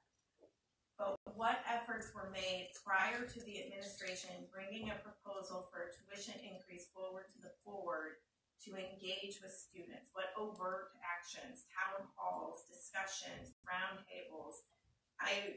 My day job, I sit through many of those on the other side of the table. I understand how hard and challenging they are, but they're critically important. There's a lot of information that comes out of these, and I'm curious what of those have been done. Since we're supposed to, in theory, vote on this today, this should have been done with the students prior to it coming to us. And so I'm unclear how that engagement has happened. That's one point. I have four more, but I'll pause for that one. Help me with the question there. How were the students brought into the process? Not So we can get. I don't have that information. I can work with Paul and ASA to figure out how they might have done outreach to the student groups. Students are invited to the open budget forums. Students are part of the Budget Development Subcommittee. Students are part of the governance system where it's talked about in College Council and Finance. I understand that. I am talking about overt discussions just with students. One of the things actually I was going to propose today is that the board holds our own separate session where we just spend time taking public comment from students. I actually would be willing, I would love to actually schedule a meeting 2 weeks from now prior to the April meeting where all we do is take public comment from students on the impact. And I think it's incredibly important that the administration engages in that same type of dialogue prior to it coming to us, and it doesn't feel like that's happened. So I can pause. I do have four more things I want to do. Phil, I just want to add a little bit to this. So I know that there's open forums and all that. So City of Eugene, many other government institutions struggle with this. Just because the doors are open doesn't mean people are going to come in and participate, right? And somebody from the Latinx community could tell you just completely, like, it is not going to happen just because we say, hey, it's open. Oh, bienvenidos a todos. Like, it's not going to fill the room. We know that. So just to maybe, back up here a little bit of what Melanie said, is like, are there even like meeting notes on a discussion and interactions that, our staff had with students about the budget? Like, even that would be very helpful. We're all a community college, right? I mean, I don't mean to sound like I'm talking down to everybody, but we are in this together, right? I don't see us as factions. Like, we are in this together. So I'd like to see where this family of community college had the conversation and the minutes illustrate the interactions, or at least sit in some of these conversations. Just because the doors are open doesn't mean that a lot of these students that are probably working 2-3 part-time jobs were able to even make it, right? And maybe we need to get even more creative. Did we try to FaceTime? The iPhone now has the capability, the newest update, to have 4 at a time, right? You could have had 4 people with 4, that's 16 people already, right? We just got to get creative and really engaging our community. And I believe Matt's brought it up too before, where we stream these type of community conversations web, right? Like, something like that would be definitely useful. So. Okay, my next one is just a statement. Matt, when you were talking before, you were talking about a nominal increase. So looking at the numbers, I don't actually feel that the $6 is a nominal increase. So if you look at this chart on page 17, it doesn't give the difference in the chart, but if you just do the math, so a credit student taking 15 credits per term, the $6 is an additional $270 a year, difference between scenario 1 and scenario 4. $270. Oh, I'm sorry, a year, right? No, per term, right, per term. If you're taking 12 credit hours, 216, and if you're taking 9 credit hours, 162. It's a big difference. That to me is not a nominal increase. So it does not. You're right. So I think or it might actually. It's unclear. So I disagree that $6 is nominal. I just fundamentally disagree with that. I want to ask a question about the Pell, because it says in here this currently represents 60% of Lane's students. But when I dig through sources of data, so if I look at College Navigator, that shows 49%. If I look at the College Scorecard, that shows 45%. In previous briefings, we've been told our percent Pell is decreasing over time. So I'm unclear of the 60% number. That doesn't seem to mesh with prior data or other data points. Is the 60% definitely accurate? Because it's different than, I mean, that's a huge difference between what the Department of Education is saying. That's the number we received from our Director of Financial Aid last week. So it's the most current number we have from our Financial Aid Director. Mr. Chair, I'd like time to respond, please, since I was... Well, just like, she isn't quite done yet. So 60% is as of when? When your data is at? The 60%, I'm not sure where that is. Yes, thank you. So for 2017-18, our most recently completed award year, we had 73.81% of our aid recipients receiving Pell Grants. Yeah, that's of aid recipients. Of aid what is it of recipients. the total population? That I don't have right here. We dispersed aid to 5,299 students in that year. So if you have the total credit, degree seeking enrollment, you can figure that out from there. 63.95% of Pell recipients had a 0 EFC, so they received the maximum Pell Grant. I get that. I'm actually less worried, to be honest with you, about Pell recipients. I'm more worried about the impact on students who aren't Pell recipients, who fall outside of the 0 EFC. So that's where because they're going to feel the greater impact of the tuition increase than those who are 0 EFC. So I appreciate that the tuition increase would still keep in mind that the Pell would cover that cost of the tuition increase for 0 EFC. It's those that aren't that I'm concerned about. So that's just another point.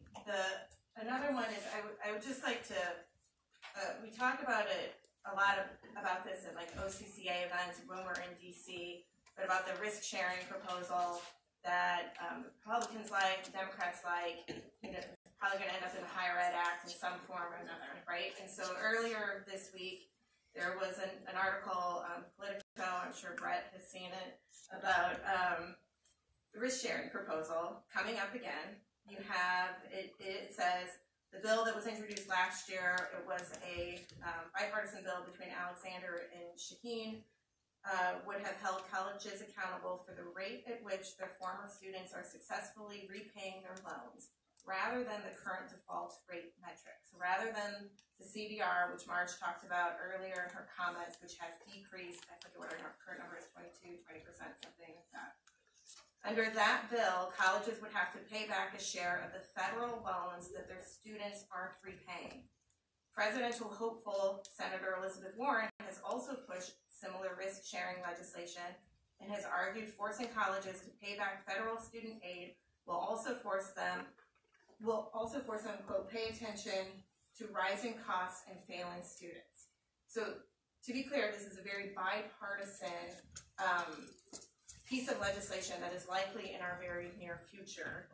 When you look at our repayment rate, which the only repayment rate that you can really get your hands on is what's on the college scorecard, which is a calculation of students who have paid down $1 of principal 3 years after leaving college, after they've left. Whether they've completed or not, they've only paid down $1 of principal in 3 years. Our rate is 29%. So to be clear, when we're talking about increasing tuition by what I deem non-nominal amounts, we are potentially impacting the fiscal health of the institution in the long run if the federal government does decide to move forward with risk-sharing proposals, which then puts the college on the hook to pay back for these loans that students may themselves not be able to pay back. As another note, also using scorecard data, which I have here someplace, if you look at our how well our students do after they leave. Now again, this is only for those who have received any type of federal aid, because that's all the department can track. It says 59% earn more than $25,000 a year 6 years after they entered Lane. Okay, so what that means is 40% of students who had enrolled at Lane are making $25,000 or less a year 6 years after they've left the college.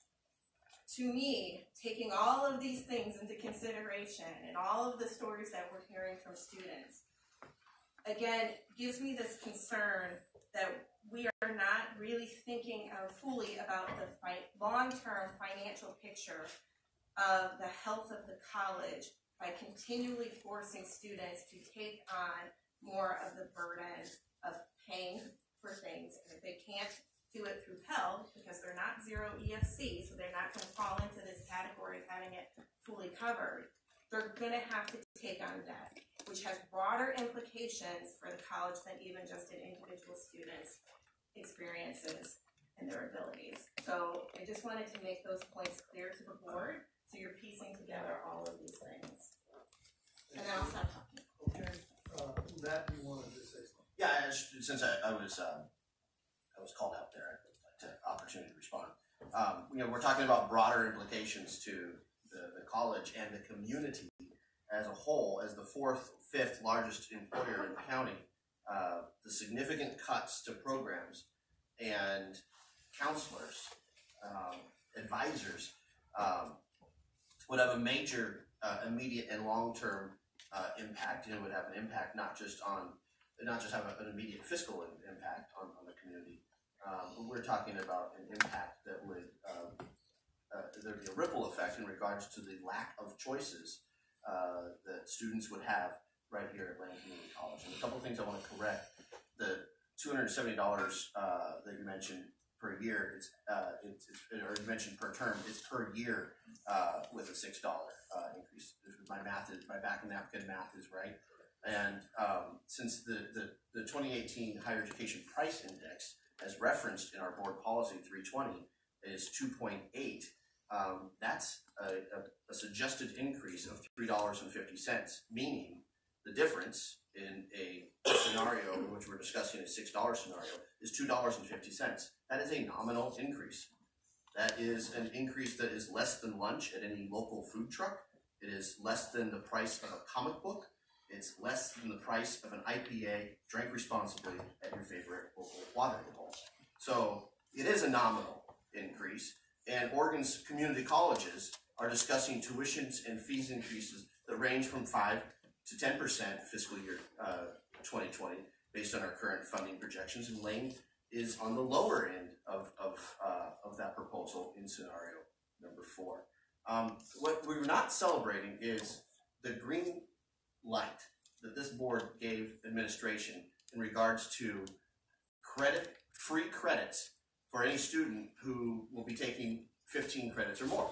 Now we get to see that come to fruition, but this board stood united saying there's an opportunity for students that want to take 15 credits a year, or 15 credits a term rather, and expedite their time here through Lane. We'll put them on a pathway to graduation quicker. We're going to recognize your effort, and this board supported tuition-free credits, $0 tuition for credits over that 15 credit mark. No one's celebrating that tonight.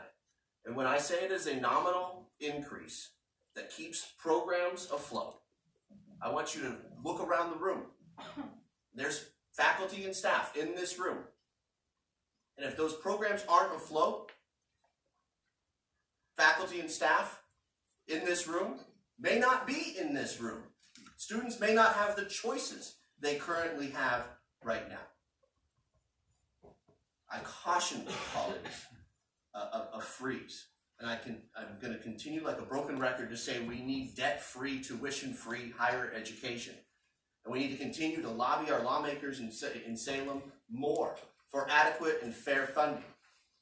And yeah, let's put our thinking caps on about how we might be able to roll that back if we're actually funded somewhere near that QEM level or somewhere near that $787 million level in the Community College Support Fund. But yes, a nominal increase of $2.50, considering the higher education price index at 2.8% is $3.50, as per board policy would have been generated anyway.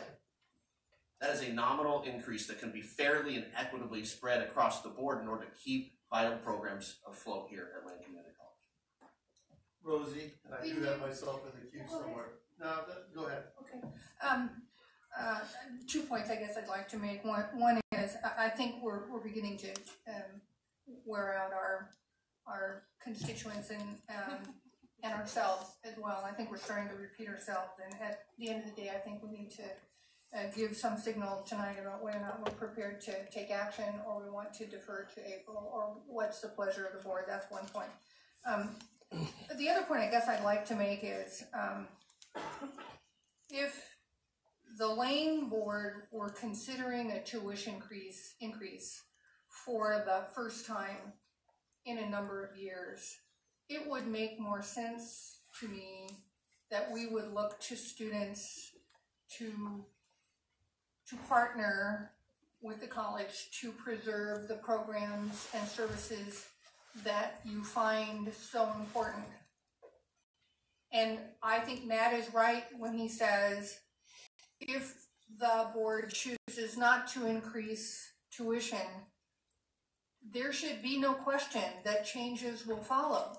And some students will be impacted by that, either a program, a class, a professor. We've heard all those alluded to this evening about the wrong-headed choices perhaps that the board has made in the past in an effort to try to hold Lane together as we get through this period of financial pressure. The other thing I want to say is our primary mission is not to be, as much as we would like to tout our importance as an economic driver, that's not why Lane was created by the taxpayers. Lane was created as an educational institution, and from my perspective, our first and foremost obligation is to our students. So even if this board does entertain a tuition freeze or a scaled back tuition increase, I hope the board will be very precise in providing direction to administration about what kind of changes or impacts to programs and services will be acceptable to the board going forward. For example, I do not support making those budget reductions in the area of advisors and counselors and others who support our students to navigate the system at Lane. And so I know that requires then the administration to look at other either discrete programs that we feel we can no longer afford, that's an impact on students, or other services such as the health clinic and other kinds of things that the college currently operates. So it just is really important to me that we're clear that not raising tuition will have significant ramifications. I just am of the perspective that given the fact that enrollment continues essentially flat, it is illogical to continue to raise the price of a product that's not selling. And I don't know of another business on the planet that can solve its financial challenges by raising the price of a product people aren't buying. So as I listen to the input from the board, I'm hearing us center in around either zero or something smaller than $6 for a tuition increase. And I'm not sure quite where we might settle in, but that's kind of what I'm hearing. I also want to reflect on that. It seems to me that the administration and the budget committee through the administration has pleaded with us for a long time to help them nail down at least one variable. I mean, they are looking at all these multiple variables swirling around, and it's very hard for them to do anything without getting direction from the board to at least nail something down. My inclination is move forward with a tuition decision tonight, and knowing that if it's zero or something less than $6, that is going to be have a dramatic impact on loss of jobs, perhaps loss of programs, loss of services. But it seems to me that we need to nail something down for these folks who are trying to do some planning. And I think we can give them some further direction. We may want to say, we know you're going to have to cut something, but don't let it be X. So I would urge us to try to give the budget folks a tuition number tonight. So I'm not for that option, because I think we do need the information of where the dollars, should we pick a tuition increase, never mind the range right now, maybe start at 6 and go lower, where that money is being reinvested, and prove to us that, or show to us what the future might look like with reinvesting the money in what programs.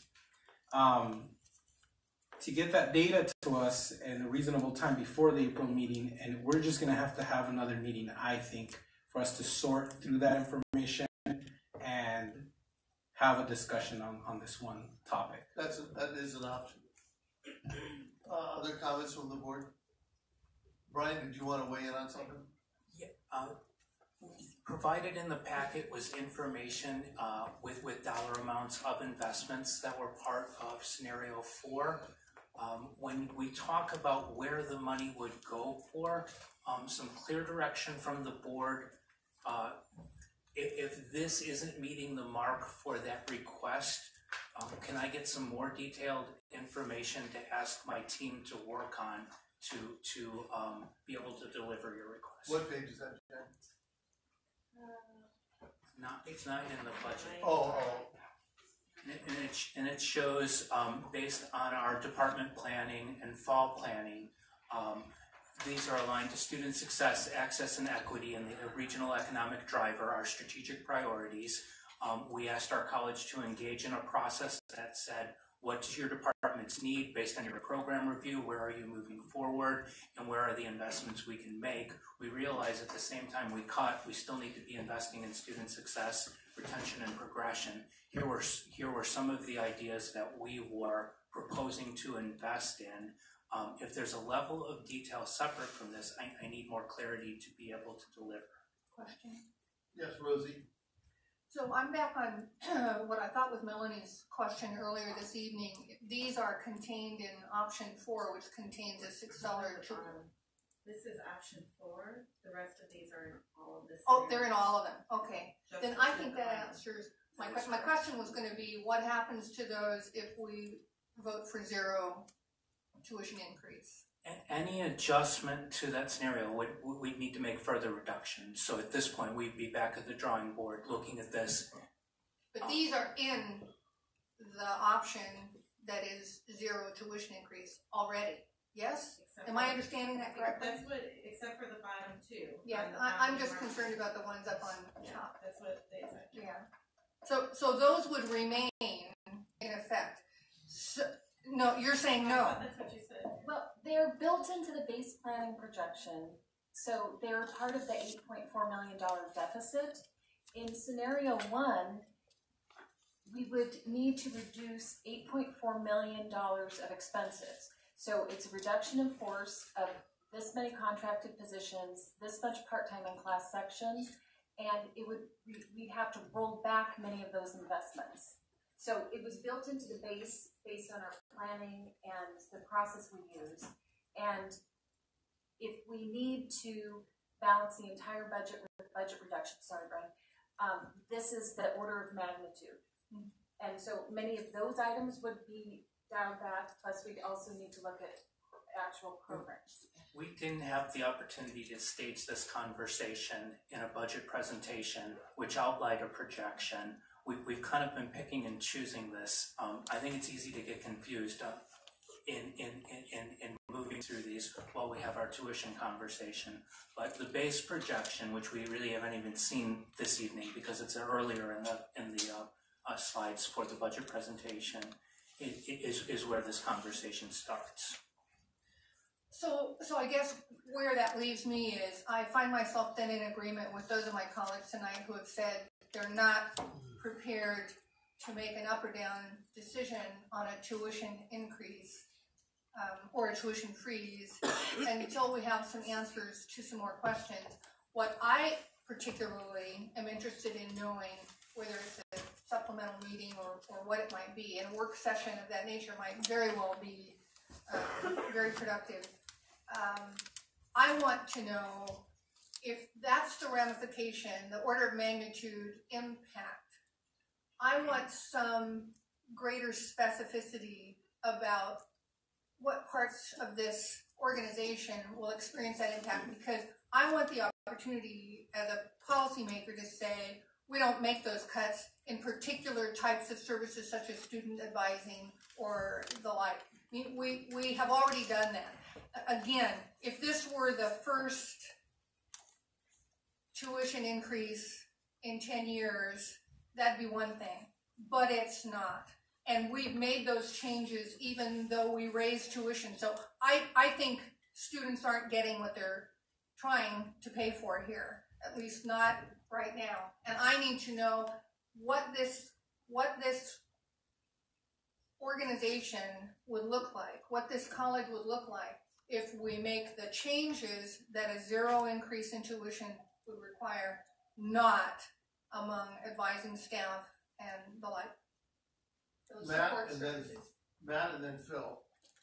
Decline in student enrollment, involuntary layoffs, 25 to 35 positions, 35 to 45 part-time personnel. That's what if you're a staff member or a faculty member, could you please just stand? Would you mind? So, how about maybe, this side of the room, have a seat. Yeah.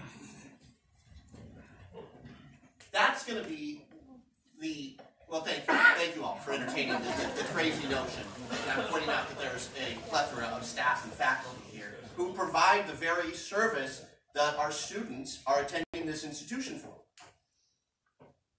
We send the wrong message, colleagues, if we say that you're disposable. Because you're not.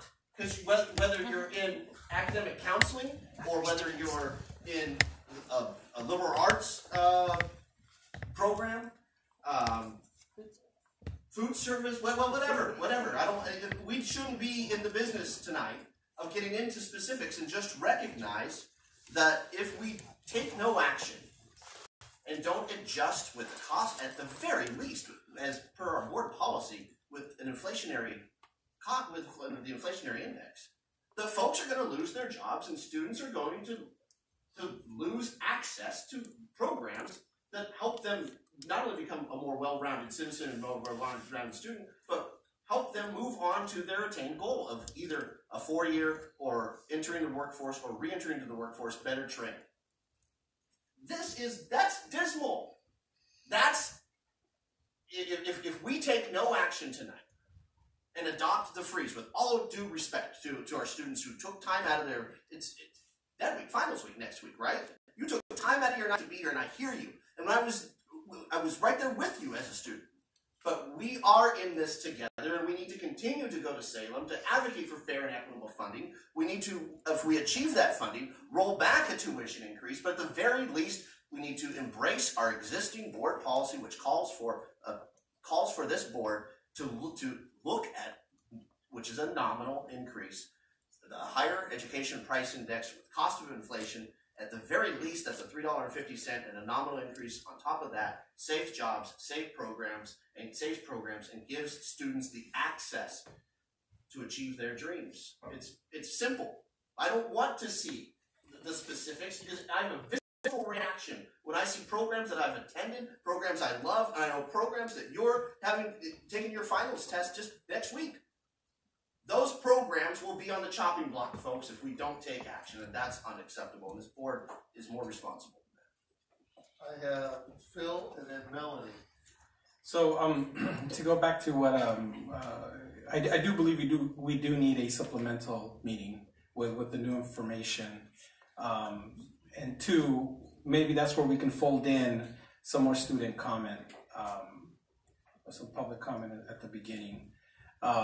And this is prior to the April meeting. I'm going to ask, our colleagues, I want to respect everybody's point of view, but also respect the point of view of others that we do need more time. We still need more time, more information. Nobody here is expendable. Faculty, classified, they are the beating heart of this community college, as are the students. And shared burden is a shared burden, right? So I would ask my colleague to not assume that we were referring to our faculty or classified as something that we did not. We didn't. Okay. I'm going to be a little less tactful than Phil just was. Matt, I do not appreciate you using the word disposable and making people stand up in a meeting. It implies that the rest of the board does not appreciate or care about the faculty and staff that are here. I think we all do. We are all struggling with this situation. I don't appreciate what felt to me like grandstanding of putting one population of our community over a different population. We are struggling with this. I spent hours, I got 3 hours of sleep the past 2 nights because I went through every single inch of materials that have been provided to me. It didn't even appear that you knew that they sent the tuition materials prior to the meeting, Matt. No. When you use the word disposable in a meeting to imply that we don't care about folks, I don't appreciate that language, and I don't appreciate that it implies that I or other board members don't care about anybody in the college, because that's just blatantly not true. And I'm sorry, but I'm mad. Can I respond, Mr. Chair? I'd like to suggest that we turn down the temperature a little bit, we move away from personal things, and try to focus on the problem at hand. We're trying to give the college guidance on what they can do that's most productive to make a decision.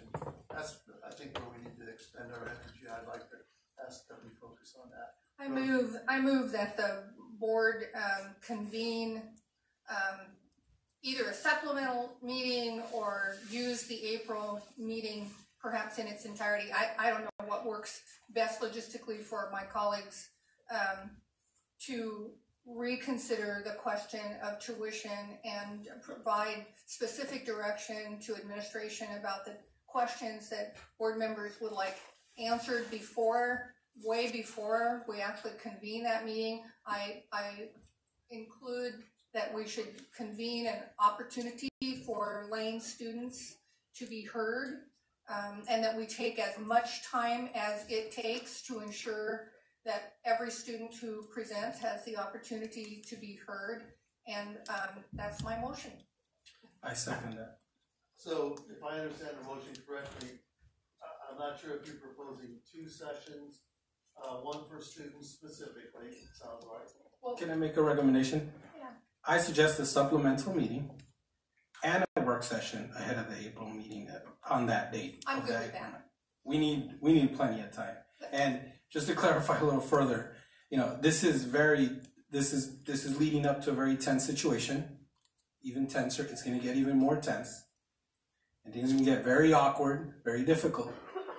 Some of you here were actually my teacher. I wasn't a student here long ago. You were my instructor, right? Or my school counselor as well, right? But I also was a student, right? And you know, it's very difficult for all of us, and we're gonna get through this. We are going to get through this, and please believe that we all do care, and we're gonna get there. And let's keep making it more awkward till we get where we need to get, right? Let's just get there. So, except that that's the sense of my motion, that there be a supplemental meeting in advance of the April meeting that would be a tuition budget work session and involve a student public hearing. So I'd like to request the opportunity to make a friendly amendment to your motion, which would be that if we're providing the opportunity for public comment, that we not exclude the faculty and staff.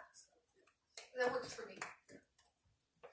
So go ahead, Melanie. This doesn't need to be an official amendment, but I do think since we're going to be discussing costs a lot, I think we should, it's not an official budget committee meeting, but we might want to invite our budget committee members to attend as audience members to hear the conversation, because it will help with the deliberations they then need to go through as a part of that process. So I'm still a little bit fuzzy because I heard the word supplemental and I heard the word work session. Are those two same separate? thing. No, Oh, same thing. okay. A supplemental work session. All right. And that will start out with public testimony. Yes. Okay. Mike? Yes, Susie, go ahead. If whatever we title that meeting, will we be able to vote? That's important to me. So It'll be a public meeting and we will be able to vote. thank you. I suppose we could, but that wasn't my intent. Yeah, it's a work. Work sessions are public meetings. That's correct? That's correct. So we'll public notice it, it'll be a regular board meeting, we'll call it a work session, but that doesn't mean we can't. It'll actually be it'll be a special board meeting, but you can do, as long as you have a proper agenda and notice it properly, you can do anything in a special meeting that you do in a regular meeting, unless you have a policy to the contrary. So just a legal question, so we have to call it a special meeting, not a work session, or a special meeting Well, you that can involves call a it work whatever session? you want, but legally speaking, it's a special meeting, and that triggers all of the notice requirements and what you can do at the meeting. So I do have one other question. Did you have something? I have another question. Jen, maybe this is already the case, but I'm wondering if at that meeting, the spreadsheet can be, it can be interactive. If we want to slide things in and out so that we can see what the impact is. Yes, if we have direction on which levers you'd like us to build into that, we can make that happen. Okay. I just want to say I appreciate all the work that's gone into this. Please know that we do really appreciate it and understand what we are asking you to do. That being said, I have tremendous amount of respect. I know how well you are capable of doing your jobs, and I want us to look at creativity and how we tackle this, right? I think I asked at the last meeting, like, there's multiple funds, right? And Brian, you explained to me that some of those we can't touch. Are there any that we can? And does the board have the authority to make that decision? You know, somebody threw something out tonight about, what was it, changing how we're running the housing downtown, the complex. Like, where can we get some of additional cost savings? So I think, you know, this is such a tremendously important decision. I'd like to see a little bit more than just the things that we've already looked at. And so I know. Sorry. Yeah. Brian. Thank you very much for that. The budget team worked all weekend and the previous weekend also, and we've been working to provide you options. You asked for options in July. In July, you asked for a program and service sustainability reports, which we gave you. We gave you information on July on programs. We talked about tuition in November, we talked about tuition in December, we talked about tuition in January, we talked about tuition in February. At this point, due to contractual arrangements, if we don't make any movement and the board chooses to push this on, we will be contacting the collective bargaining units due to timelines in the contract, because we now know we don't know, we have no solids, we have more variables. So we'll have to contact both collective bargaining units about possible retrenchments. I appreciate your appreciation of our work, and I need you to realize that your actions have direct consequences to the staff. Respectfully. Can I Appreciate it. Can I make a point though?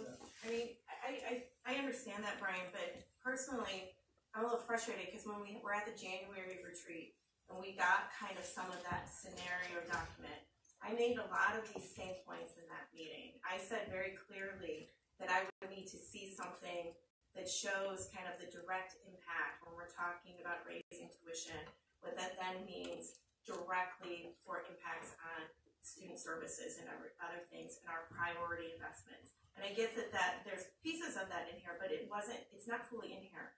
So I don't want it seems like we're asking you to do brand new things, but we're not actually asking for brand new things. So a lot of this was discussed in January, it just hasn't been presented yet. So I don't think it's entirely fair to put kind of the weight on the board for a timing issue. It wasn't my intent. That's what it's. No, we have a March 15th contractual deadline, which now, because we didn't make decisions earlier than March 15th, we will have to enact. It was my intent to link the impact of tonight's decisions with existing contractual guidelines. So it seems to me that there's a place where we're talking past each other a little bit, and I don't know that I get exactly what my finger on it, but it sounds like the board is asking you for more specificity about where these cuts would come from, and it seems to me that you're saying we can make the cuts wherever you direct us to make the cuts. Please tell us where that is.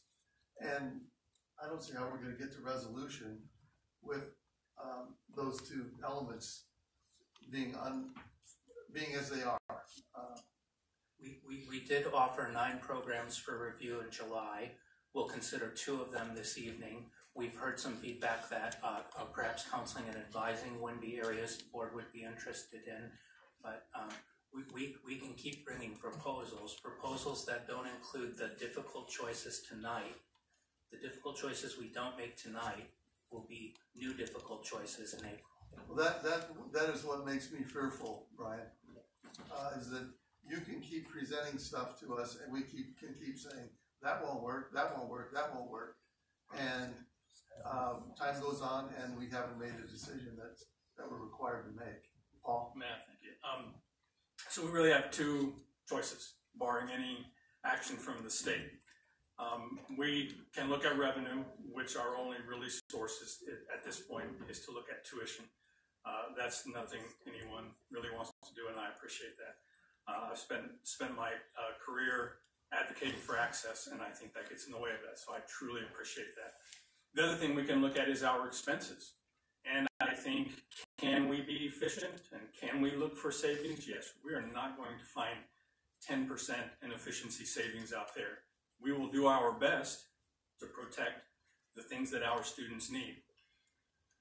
We are proposing today 2 programs that are expenses that it's our opinion would have the least impact on our ability to serve our students and realize our mission. And those are the 2 that we've put forward to you to consider later today. As we look at other programs or people, there are direct impacts. And there are direct impacts, further direct impacts, I should say, because these will have impacts on our students. And as we look at them, we look at programs that are revenue streams, if you will, because they generate FTE, they generate tuition, instructional programs, and we can look at support programs that help students be successful so that they can realize their dreams and can actually complete things for us and may actually be able to retain them from term to term. And we have chosen to invest in many of those. the student success coaches, the advisors, and things like that, that we think really will allow us to address a revenue stream in the future as well by increasing retention. And we've seen that. Some of the results I showed you last time we met regarding some of the investments that we did in success coaching and online education, things like that, they are starting to make a difference, and I suspect they will continue to. If we're forced to look at instructional programs, we are going to lose a revenue stream when we do that to try to save money because they generate FTE.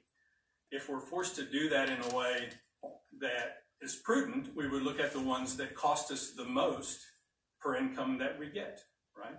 And you know what? They're the ones that, I mean, it's nursing, it's dental hygiene, it's career and technical education programs that we know serve this community, provide a way out, a social mobility for our constituents. I would hate to have to get into those. I would hate to have to to maintain access, have to trade off success for that. And do I wish to pass a tuition increase on to students? Absolutely not. Is it something that we might have to do as we work our way through this budget difficulty? I believe it is. And I think that we will do it in the most responsible, respectful way we can to promote and encourage and their access and their success moving forward.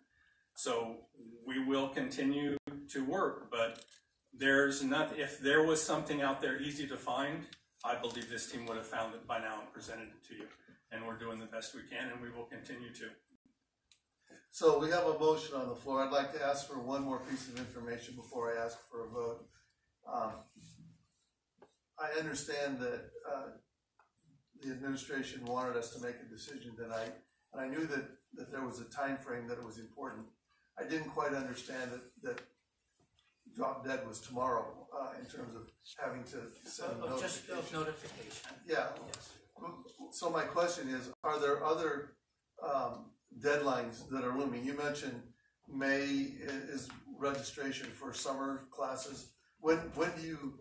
What are some dates that we need to keep in mind as we make these decisions? If we do not have an action on tuition by the April meeting, we will not be able to program our banner in a way to be able to collect tuition in both summer and fall.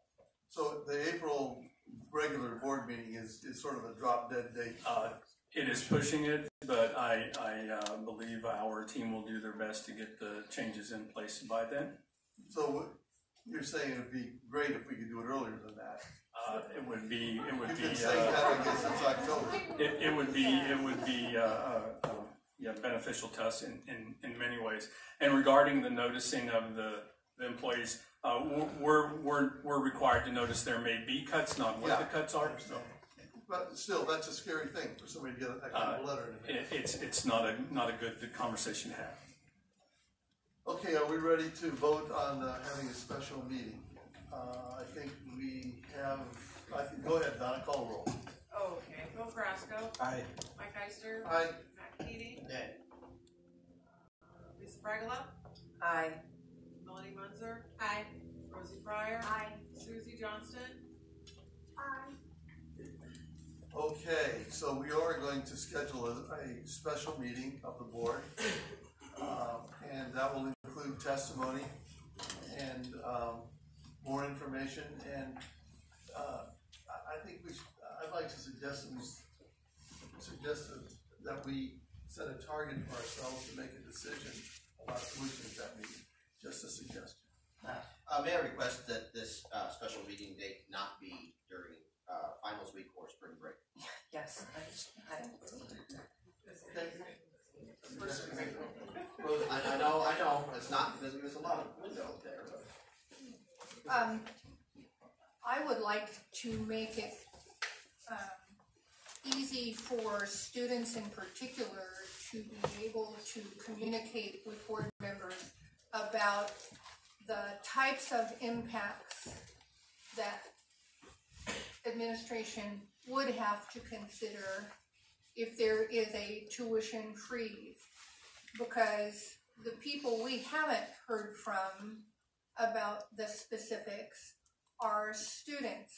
You know, do students continue to advocate for a tuition freeze if they know that A or B or C would have to happen as a result? I think that would be more meaningful feedback to the board than just sort of generic comments about the hardship.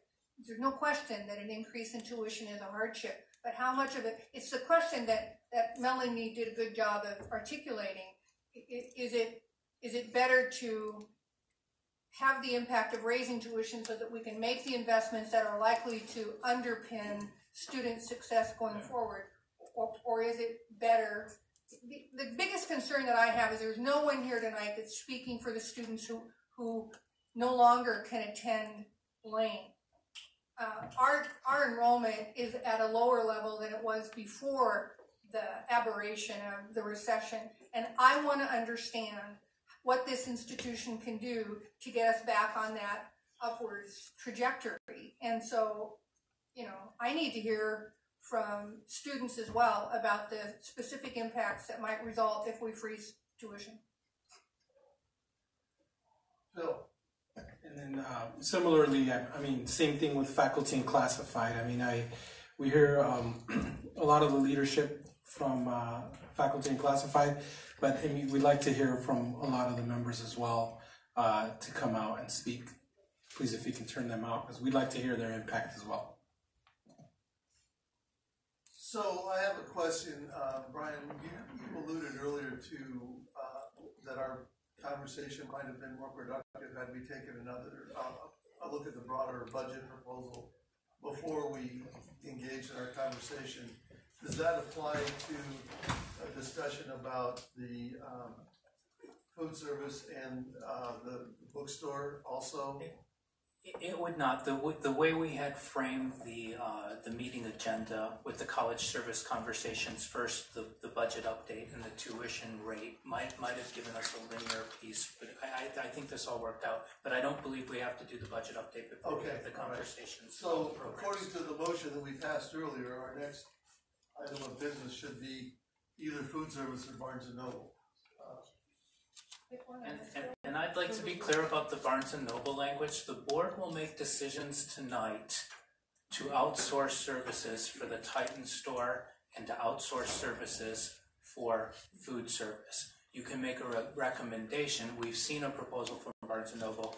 We haven't seen food service proposals. You can make recommendations on how we might go about filling those gaps. But the vote is not to approve is not to approve a vendor tonight. The vote that we need from you this evening is to engage in an outsourcing process for these two services. Thank you. Okay. Rosie? Are you ready for a motion? Yes. I move that the Lane Community College Board of Education accept administration's recommendation to outsource Titan Store services. If you want to do them one at a time. I mean, I do them both, but I'm assuming you want to do them one at a time. It's a good idea. Is there a second? I can second so we can get to discussion, because I would like to discuss it. Okay. I have had a request for a 5-minute bio break. Let's be back here at, let's say 9:40, okay? 9:40. That's what I was thinking. I can see that.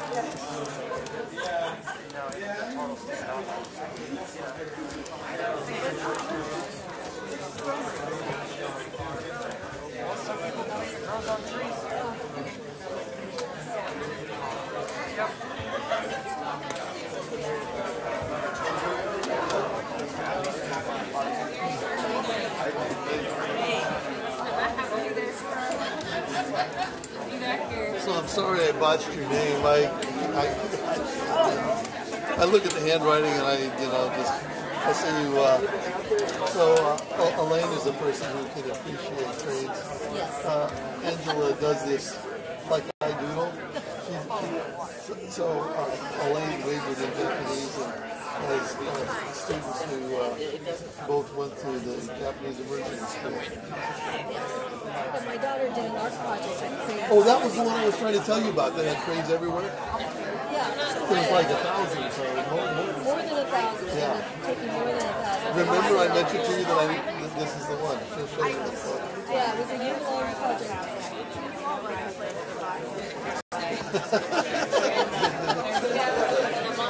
Yeah, it was tough because she had some that were very, like, minuscule. Tinier than this. She could have used both. Yeah, right. Could you give me 500 things by Tuesday? Can you believe that? Isn't that incredible? We have, I believe right now. So this, yeah, this has been like sort of a woman in the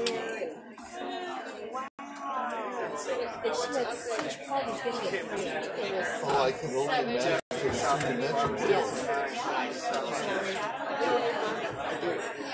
Well, not right now. So a lady is a Japanese major, and she's also a member of our budget committee. So yeah, it was interesting because I think it was by the time we get it in May, all the I hope so. but it's on the discussion. Yeah, give you context. Students and But there's we haven't scared you away yet. I know. Great. So you're Angela is interested in, well, in fact, your file for the position. Oh, okay. And she has a financial background, financial analysis. What's that? I won't try to see what So Lane is on the finance staff at USC. Thank you. I'll say that a little more quietly. Yes, because it's nice hearing like Melanie ask questions. Yeah. So it'll be good to talk about. I think especially with Congress.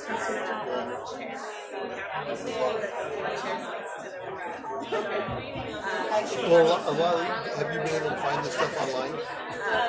Through the planning department, Jen right there can tell you exactly where to look. And it's really accessible. Yeah. Okay. Take care. Nice to meet you. Angela. Nice to meet you.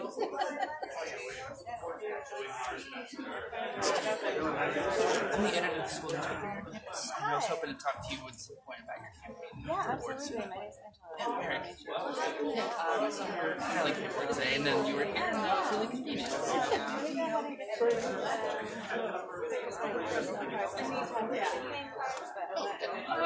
I'll find out. Great. Cool. Awesome. Good job. Great.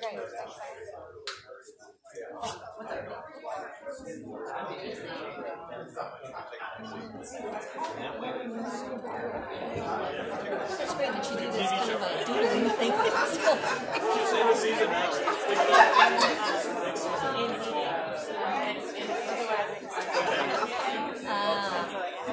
Something to keep your fingers busy. Yeah, unless I'm taking constant fingers now. Then I'm good. Do you do anything with them when you fun with them? Do you? They sort of collect work in the office. We dumped a bunch of them on someone's desk. Well, it's probably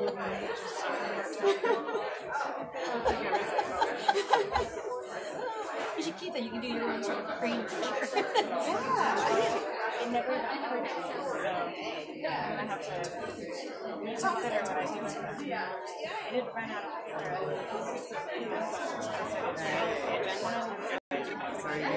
How do you want it? There was so much more than I wanted. That's great. Yeah, so much better I could have phrased it. I think you did amazing. I think that I think part of it's like because like in terms of like stakeholders, like the issue you brought up was not like No, it's not like yeah, it's not a big 2 and a 3 right?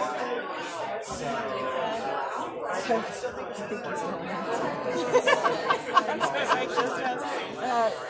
yeah, more than ever. Okay. oh my god. Like, what do you I don't know what they actually like to say. They want to know the review or just like passive message. Yeah. So, I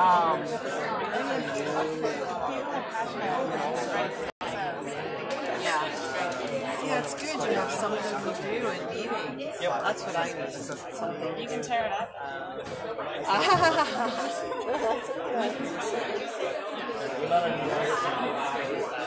We're good, but I understand that the tuition is free and the outsourcing.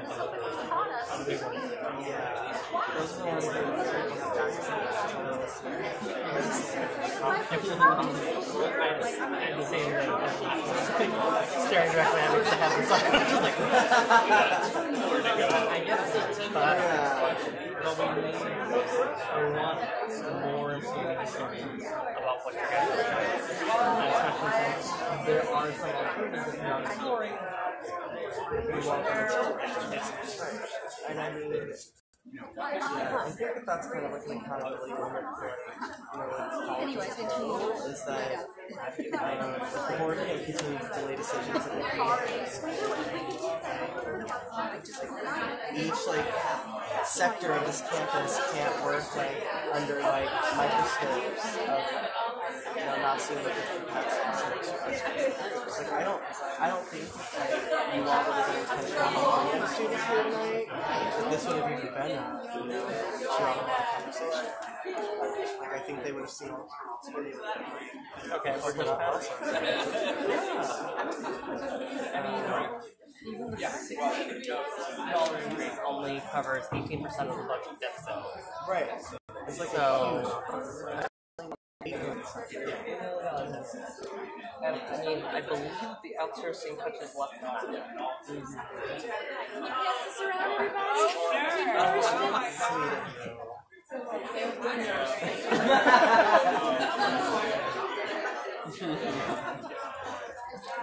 Oh my God.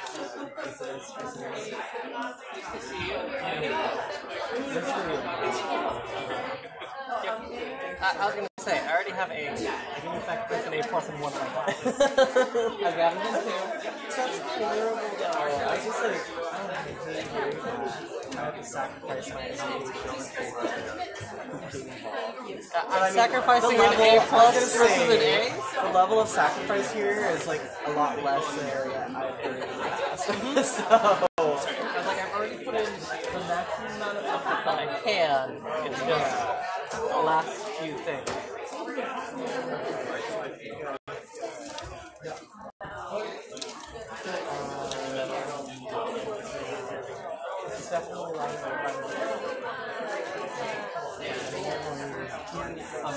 Stand up and move and get some water. I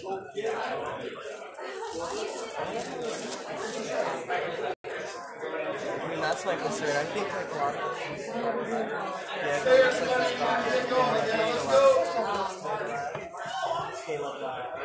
Yep.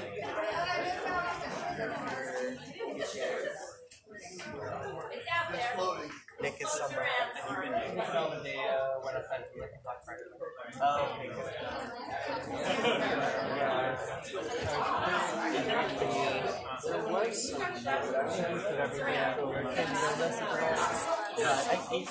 I think they're struggling.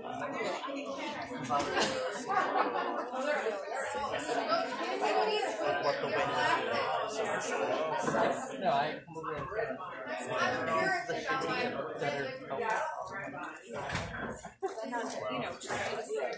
The shitty that are Okay, the meeting's started again. Focus. Yeah.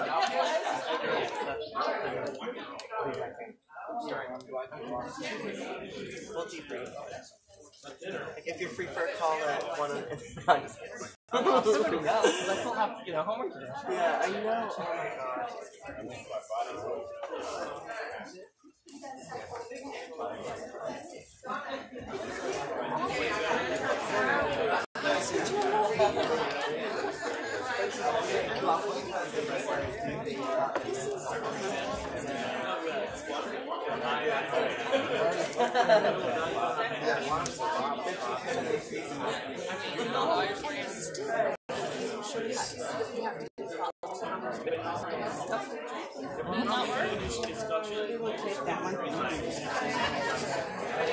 Anybody for this?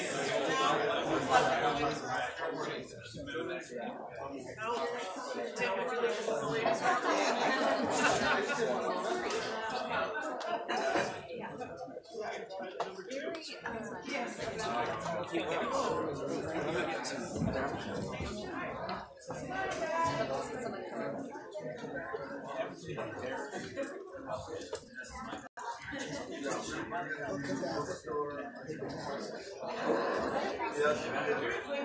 it's Bill.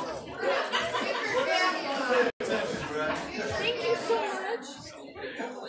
This is my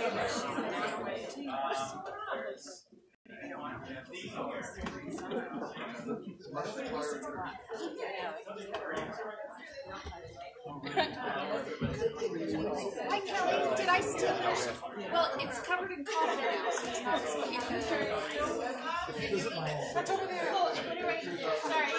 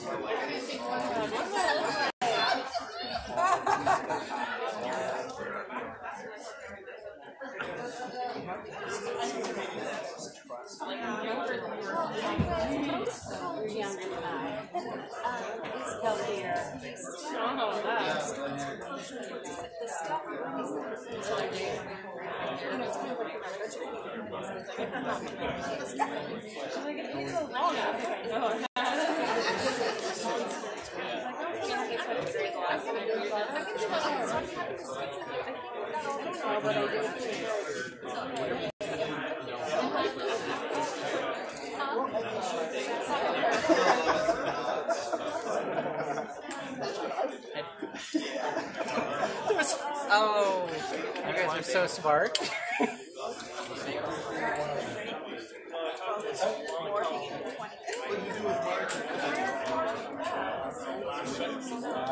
They're coming.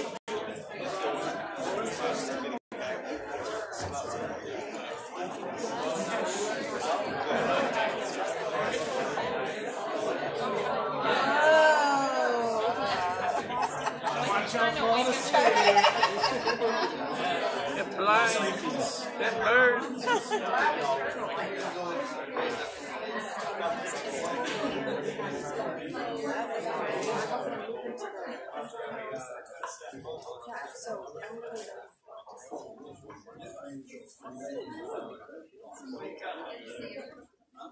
Okay, we're going to go back to our conversation that we agreed to talk about the bookstore. I think that was your motion.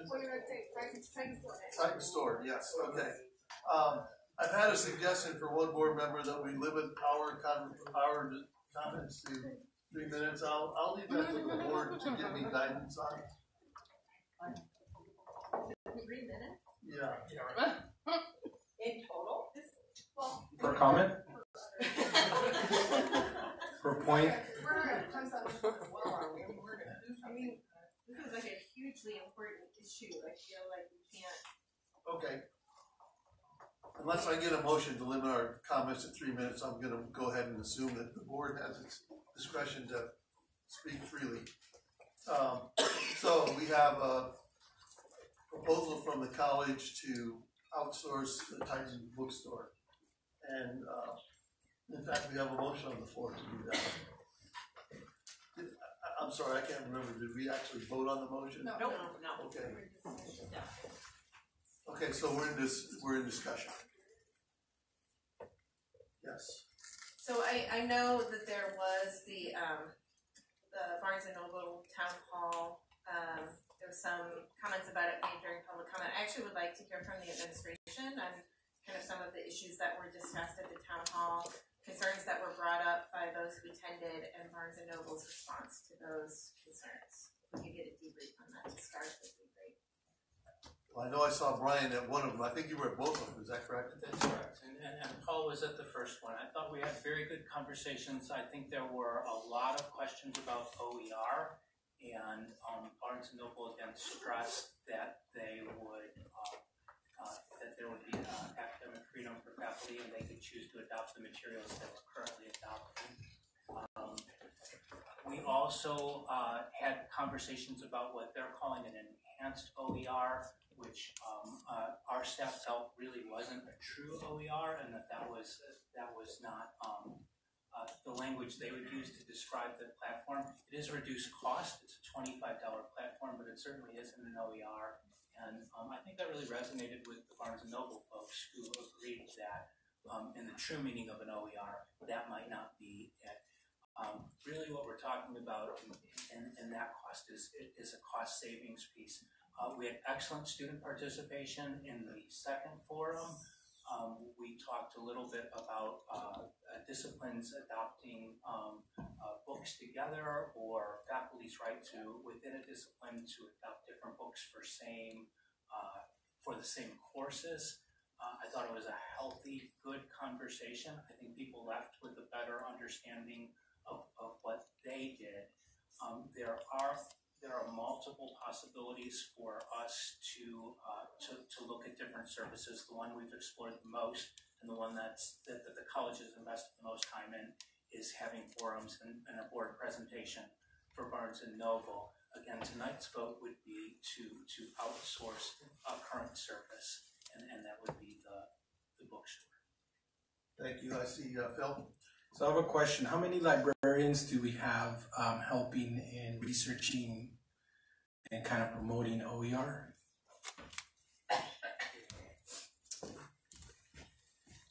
We're very fortunate to have one full-time librarian devoted to promoting OER on campus and to furthering our cause in increasing the number of sections and disciplines that use OER. That's Maggie Wright. You've heard from her many times.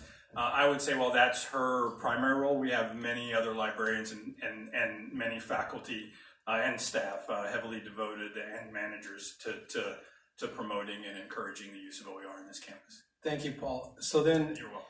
I feel that Maggie has really done an exceptional job to making this OER accessible to our students already. How much has she saved? Or let's see, how could we say then? How much has the bookstore, in a way, saved that student or those students? Like, how much has it cost in potential profit for our Titan bookstore? Well, I can tell you this. I believe that, and I could be corrected, I think that our OER efforts currently save our students about $200,000 per term. Okay. We usually say like $250. I like it even better, $250. So we're saving our students, right? So the Titan store is not making that money, and we are hiring librarians to do that job, to save money for the students. That's accessibility. That's awesome. But then also, when we're looking at it in a budget sense, like, are we not double dinging the Titan store? Both we're expecting them to provide this service. We're hiring them, so we're paying somebody to do this work, and they are fulfilling their duty. But then also we're saying, oh, but you're not making enough money, right? I just want to go on record here and say that I do not support outsourcing to Barnes & Noble.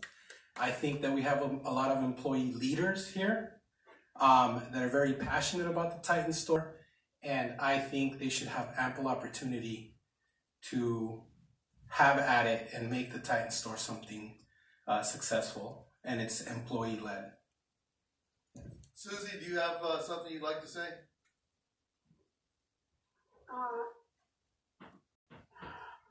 Not just yet. Okay. Others, Melanie, then Matt. Matt can go first.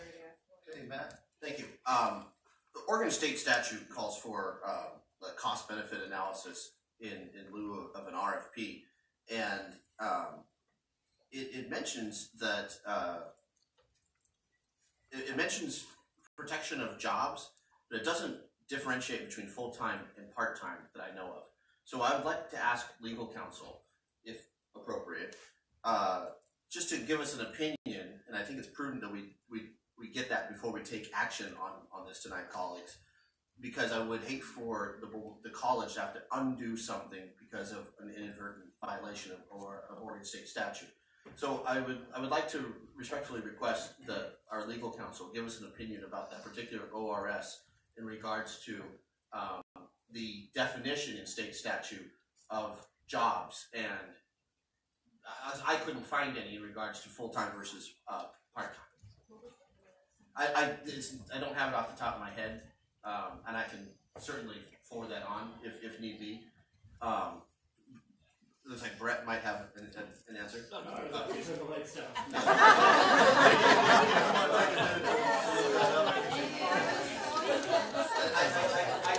doubt we can find it tonight. If we can't, then I think it would be prudent to table the motion until we do. Oh, okay, Melanie?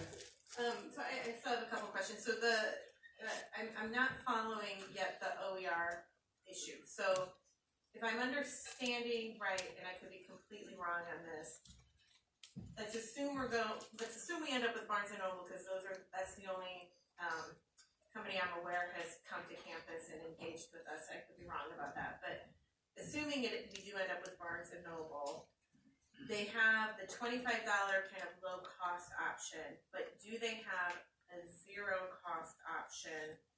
And then would faculty be precluded then from on their own picking a zero cost option? We anticipate being able to operate exactly the way we have and are currently, with regard to faculty having full freedom to choose what they want. What would be available to them as a choice that they don't currently have now, because we don't have the Barnes & Noble platform, is this particular option, which is Loud Cloud. And they only have, I can't remember the exact number of courses they have that they have developed to be delivered in this enhanced way. We would not have to adopt any of it. A faculty member would have that choice. They also have partners with, Barnes & Noble have partnerships with all of the major platforms, OpenStax and so forth, that deliver OER, that house OER anyhow, and we would still have access to all of those as well. And then I have one other unrelated question. In the public comment, there was discussion on the fact that when somebody's gonna, I think, borrow books right now, they're allowed kind of multiple options in how they pay for those. It ended up being Barnes & Noble. It sounds like they would have to have a credit card. Assuming that's the case with Barnes & Noble, is there anything that the college could do to then help out a student who might be forced into borrowing and doesn't have? Yeah, I suspect we could. I wasn't aware of that in there. I didn't catch that in the initial proposal. And in public comment, the credit card statement to what Barnes & Noble is requiring in order to rent a book is what Barnes & Noble reported. So currently we're a little more lenient with that. In our initial negotiations with Barnes & Noble and in the proposal provided to the Board of Education was $10,000 worth of scholarship money to be dispersed in any way we wanted to. So if we were looking at credit cards being an access issue, the college and the board could decide. We could decide to use that money in that way to make sure that students were able to do that. Thank you.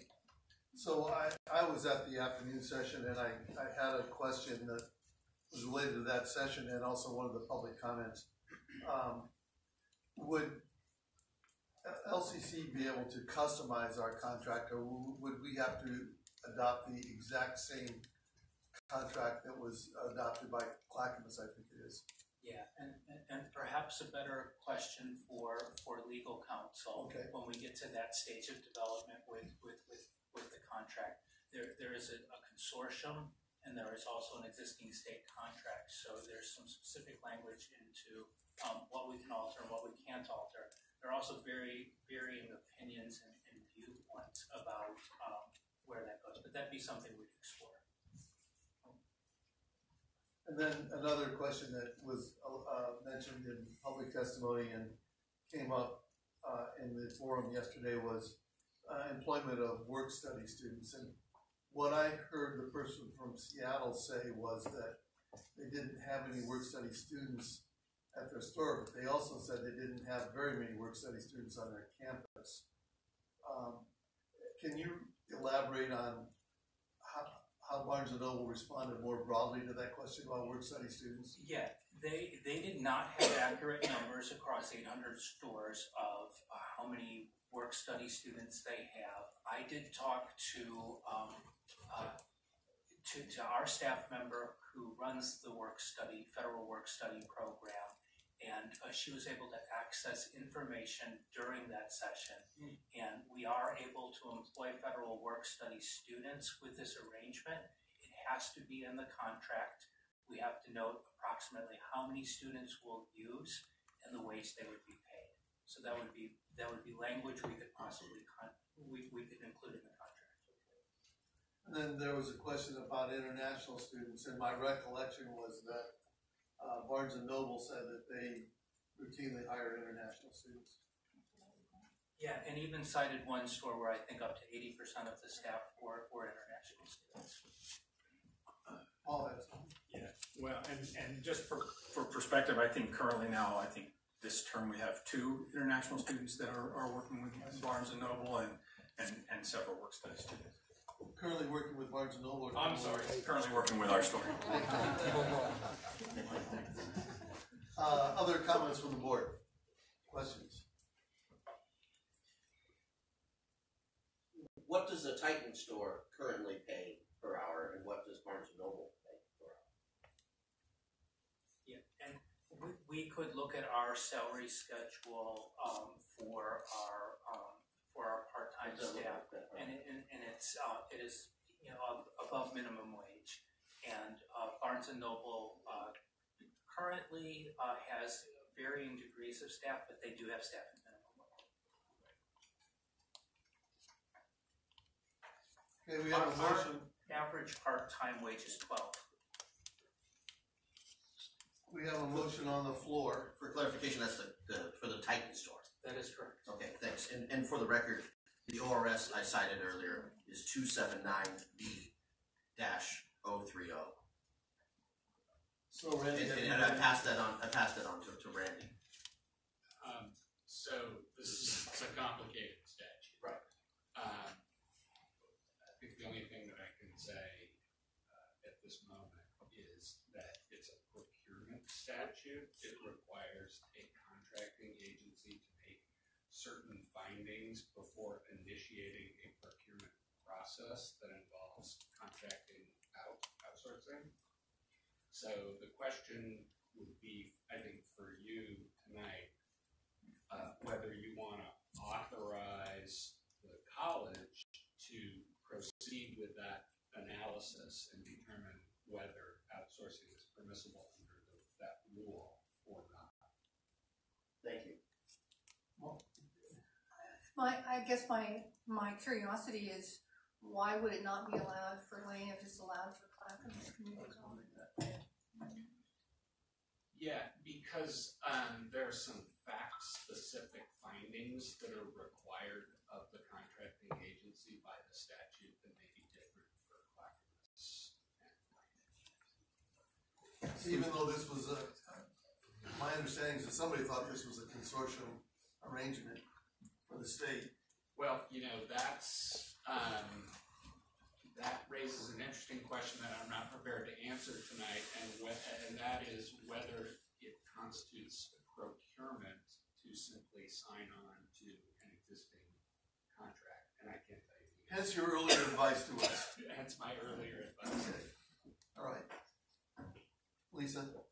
So if we're signing on to a consortium, doesn't that mean there's very little flexibility in the contract? Well, how about if we set those questions aside in consideration of Randy's advice, and we authorize the administration to explore that? Are there other questions for from the board? Clarification. Yeah. I just point of inquiry. Would that take another motion, or should that motion be a motion to table with the charge of or motion to table pending further review? Well, I will defer to my parliamentary expert over there. Do we need to vote no on this motion and reintroduce a new motion, introduce a friendly amendment? Yeah, I think the parliamentary process would be to make a motion to amend the motion. Okay. The other thing that can happen, well, actually, the motion's been seconded, so it can't be withdrawn. So, yeah, make a motion to amend. Or for clarification purposes, you could just vote this motion down and then make a you could do that too. So we've been advised by council, if we want to pursue this further, that rather than we adopting the motion that says we contract out, that we adopt the motion that says that we authorize the administration to explore contracting out. Yes. Is there a friendly amendment? Okay, hearing no friendly amendment, I'm gonna have to call for a vote on the motion. Yeah. I think I just wanted to speak to the motion before I vote on it. Yeah. So I'm not going to support this motion because I feel like part of the problem with what's happening in this state is that we support corporations that don't invest in our local economies. And I think that we have a bookstore for many years that invested in our local economy. I mean, Marge was just explaining to me yesterday how many years that money went into our general fund. So Barnes & Noble is another corporation that doesn't pay its fair share of taxes. It's part of the problem as to why we don't have adequate funding for education in this state. So I just wanted to be transparent about why I'm voting how I'm voting. Yeah. Rosie, then Matt. I'm prepared to support a staff initiative to balance the Titan Store budget with some trepidation. The Titan Store staff has not balanced its budget for several years on end. But I'm willing to fall back and let employees have an opportunity to balance that budget as long as there's a tacit agreement among the board members that that's a 1-year reprieve. And if at the same time next year we're in a money-losing state, there has to be a change. I mean, at the end of the day, I think the board has to support administration's recommendations about the kinds of changes that are going to allow us to prioritize not raising tuition and so forth. So this is the concern that I have. Phil. Not to put anyone on the spot, but if anybody from the Titan Store here would like to speak to that. Yeah, I think the store can balance itself already. I think somebody earlier on stated that it was a very simple proposition for a store in that the largest controllable expense that you have is payroll. And if we're allowed to maneuver our staff so that our expenses are not more than our margin, i.e. the amount of money we make from our sales, then the store can be revenue neutral or it can actually make a little bit of money. But we haven't had that opportunity, and the reason why we see those negative numbers across that middle line is because we were staffed up for a $9 million store as we became an $8 million store, as we became a $5 million store, as we became a $3 million store. And so we were using a strategy of attrition and retirement to balance our largest controllable expense, and that's just ludicrous in the retail world. But we're an educational institution as well, so we want to do a little bit of humanity. So if we were able to do those moves when we saw our enrollment drastically declining, we would not have a line that looks like that. But it was not done for whatever reason, and then now we're in the situation we are. However, the proposal that I gave you does show that if we pay particular attention to our part-time staff and do the reductions that we've already done, the store can be about net revenue neutral and possibly even make a little bit of money. But that is also predicated on how course materials progresses. And the OER movement is really gaining ground. And so we're going to find that 70% of our sales are from digital and regular course materials. I'm sorry, course materials are 70% of our sales. And that trend line is not necessarily going to change drastically. So, thank you, Tony. I'd like to call the vote. Well, I have questions first. I need a clarification of what "we're not allowed" means. I need to understand what the barriers are before. I mean, if there's labor contract barrier, I mean, what stands in the way of the two business functions that we're operating on this campus operating like a business? I mean, you need to have the freedom to flex. So what's standing in the way? Is it our labor contract? What is it? These are contracted positions that we kept in the Fund 6 accounts and with an attrition strategy. The attrition strategy did not keep up with the revenue.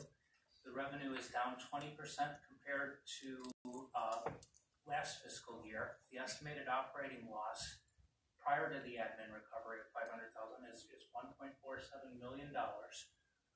What we're looking at is a proposal, and Tony and his team have done great work, and I think with some of the changes we've made, they can't come closer. What we're looking at is a one-year situation suggested by the board. That's a proposal that might get us some money, or that might end up being positive, whereas if we were to be able to contract with an outside provider, we'd have a guaranteed amount. So we would have to budget this realistically, and realistic guaranteed amount, something I can put in the budget. A forecast, we might have separate forecasts, and ultimately it'll be the administration forecast, which will be based on actuals and not aspiration. No, it doesn't really answer my question. I need to know if there are provisions in our current labor contract that preclude food services or the Titan store from flexing the way a business needs to be able to flex, given economic conditions and the market. There are contractual considerations that allow us to move staff. That do allow us to move staff. So we could have been making these changes all along and we chose not to? Is that what we're saying? Yes. We did not reduce the size of that staff. Okay, so we chose to lose money. I don't think that's fair.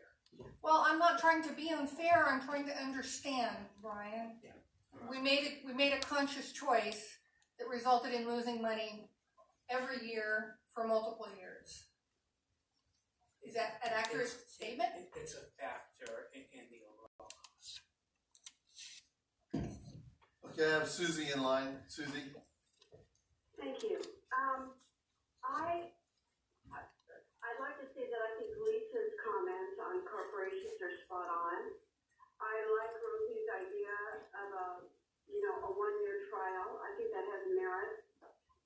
However, I truly believe there will be significant negative impact with a budget decision when we do our budget decision making, unless choices are made between college services and dealing with tuition. I mean, it's not even pick one, it's pick 3 out of 4, or 4 out of 4, or half of them. It's a terrible situation that we're now in, and the impact is going to be,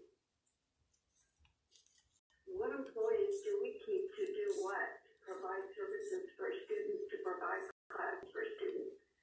So, anyway, those are my comments on this. Melanie, and then I've got myself in the queue.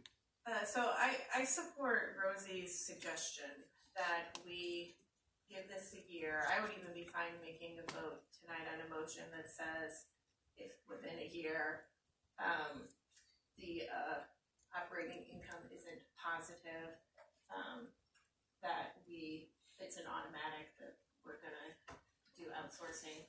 But I do support this idea of giving this more time to see if the plans that have been brought forward have the opportunity to succeed, understanding that then if there is additional losses, that is going to hit then our reserves even further. But I do like that suggestion. The vote the college is asking for is whether to outsource or not on this service. Additional information can be provided outside of that vote, but that's the vote that the college is requesting. So my comment is that, and it alludes to comment I made during the tuition conversation. If we can't make a decision on tuition, and then the next thing that comes down the line, we can't make a decision to follow the college's recommendation, and then the next thing that comes down the line, we have paralyzed the administration and the college by not making decisions. I operated auxiliaries for over 40 years in my career. They were all self-op. I hated the idea of contracting out. We don't have a choice. I don't see that we have a choice. We have much harder cuts to make than this one. And if we can't make this one, I don't know how we're going to make the other decisions. So I think we have to make a decision tonight to ask the administration to continue to explore contracting out. Matt and Rosie. I appreciate your point of view, Mike, and I don't necessarily agree with everything that's been said, but I think that at least I'm somewhat confused about the motion. There's a request that was made by legal counsel, and I thought it was pretty clear that we need to make sure our I's are dotted and our T's are crossed in regards to a cost-benefit analysis. And I would be far more comfortable with tabling this and seeing that cost-benefit analysis before taking any sort of action. And the motion that's on the table is an action, and then there's an amendment attached to it that's worded in a way that I cannot support. So I'm asking colleagues just to vote down the first motion. I don't remember an amendment. There's no amendment, so it's just, so the motion, could the motion be repeated, please? The motion is to accept the administration's recommendation to outsource. Okay, and I caution colleagues taking that road because we may be in violation of ORS if we do. Brett? Just for parliamentary procedure's sake, you could amend the motion and just add pending legal reviews. So you allow the staff to move forward with work, but have legal review happen at the same time. I propose to withdraw my motion. You guys seconded it. Right. You withdraw your second. Can we just vote no and then be done with it this way? I wouldn't. I want to make a different motion about a 1 year. Okay, we have a motion on the floor to contract out our bookstore. Yeah. Okay, I think we are prepared to vote. Okay. Brasco. Sorry. Just say no. No, I just, what was it again, the motion? Accept the recommendation to outsource. No. Mike X. No. Matt Key. No. Susie Johnston. No. Lisa Fragola. No. Melanie Munzer. No. Rosie Pratt. No. Okay. Mr. Chair, Yes. I move the administration be directed to maintain current Titan Store operations for a period of 1 year pending further fiscal review. And if there are further losses, that administration be required to immediately begin steps to outsource. Motion on the floor, seconded by Melanie. Okay, discussion. Yes, please, from Cindy. I like the idea of a year, but it puts us right back in the same boat we're in tonight. So I wonder if we can't shorten that timeline just a little bit, maybe 9 months or 10 months. that puts us in a better position when it comes to preparing budget material. Right. The question for the board to consider was whether to outsource the service or to retain the service. The operation of the service, you've granted the president the power to do that. With respect, With the staff. the board has the power to provide direction to the president about certain things, and this is an example of one of those. Okay, other discussion? Well, I like the motion up until the part where we say we're going to outsource, like automatically we're bound to that. I know it may still lead to that, but I still want to have the opportunity to have ample review over that 1 year.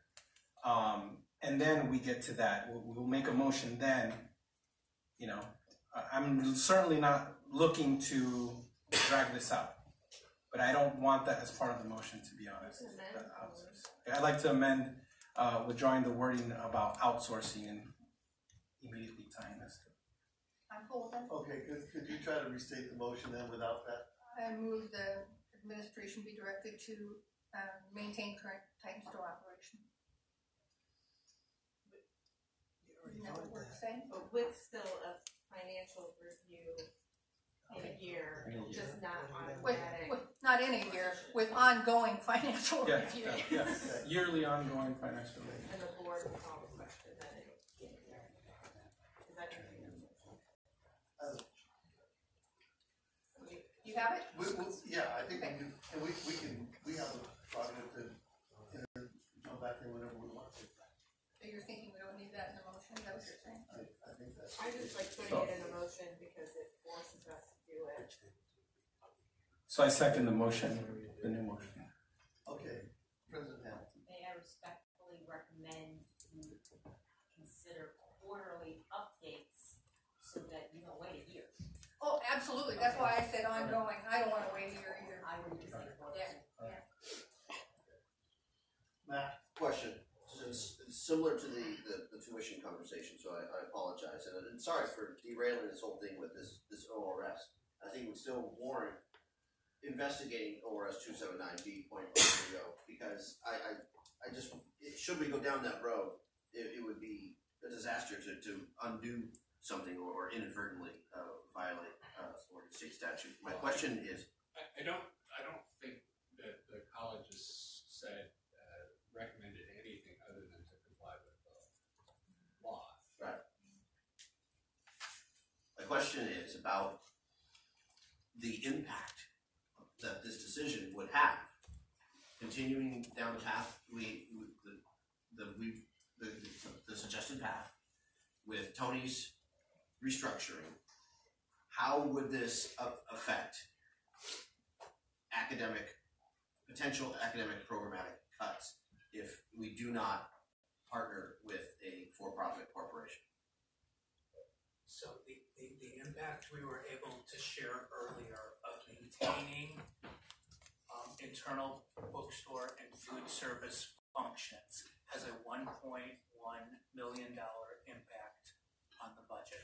Those are our projections, not the projections of the department or others. Those are the college budget office projections that say if we choose to maintain these services, it will be $1.1 million. And those will be moved to the general fund, which we have to do at this point.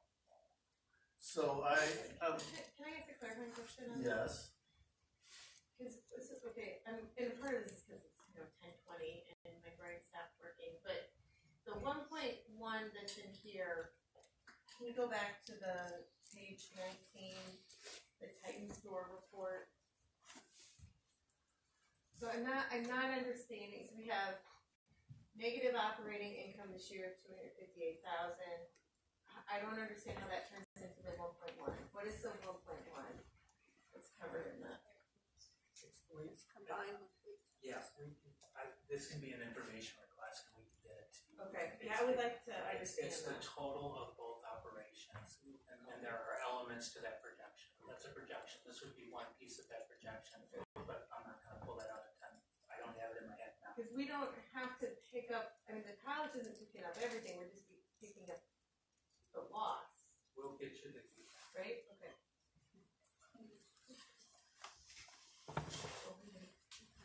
I would like to say that I'm gonna vote against this motion. I think it's very clear that we have to make very hard decisions about cutting things, and that we're gonna have to decide things much more difficult than this to cut.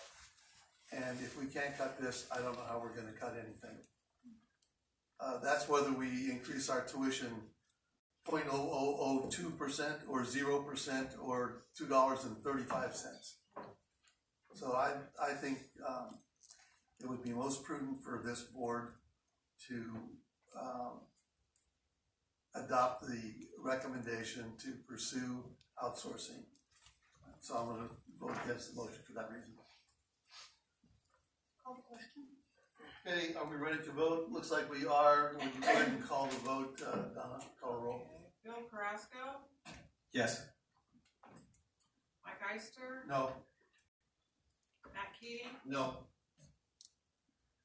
Lisa Fragola, Yes. Melanie Munzer, Yes. Rosie Pryor, Yes. and Susie Johnston. No, I agree with Mike. So the motion passes if I counted that right? Yeah. And so our next action is We need to move on to food services. food service. Okay. Do you want a motion? Yeah, that would have to be. Try that again.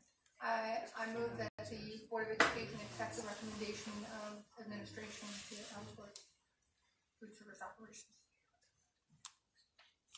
Is there a second? I'll second. Okay. We have a motion on the floor, discussion. Phil? So this is, I think it's the wording that's getting me, but I think this gives us an opportunity. I don't see it as outsourced. I see it more as locally sourced. Yeah. I see it more as an equity issue. There are a lot of businesses that are starting up, a lot of food trucks.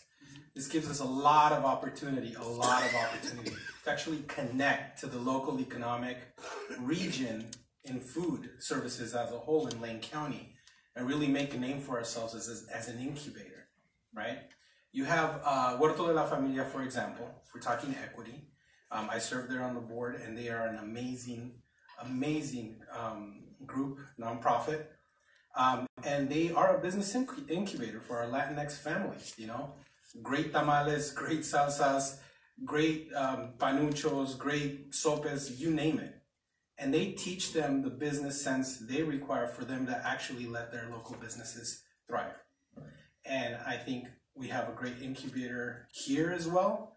And not only for folks in our culinary arts programs, but also any other groups or underserved populations or underrepresented populations in the food community to come in and provide some of that, you know, excellent cuisine that we so desire.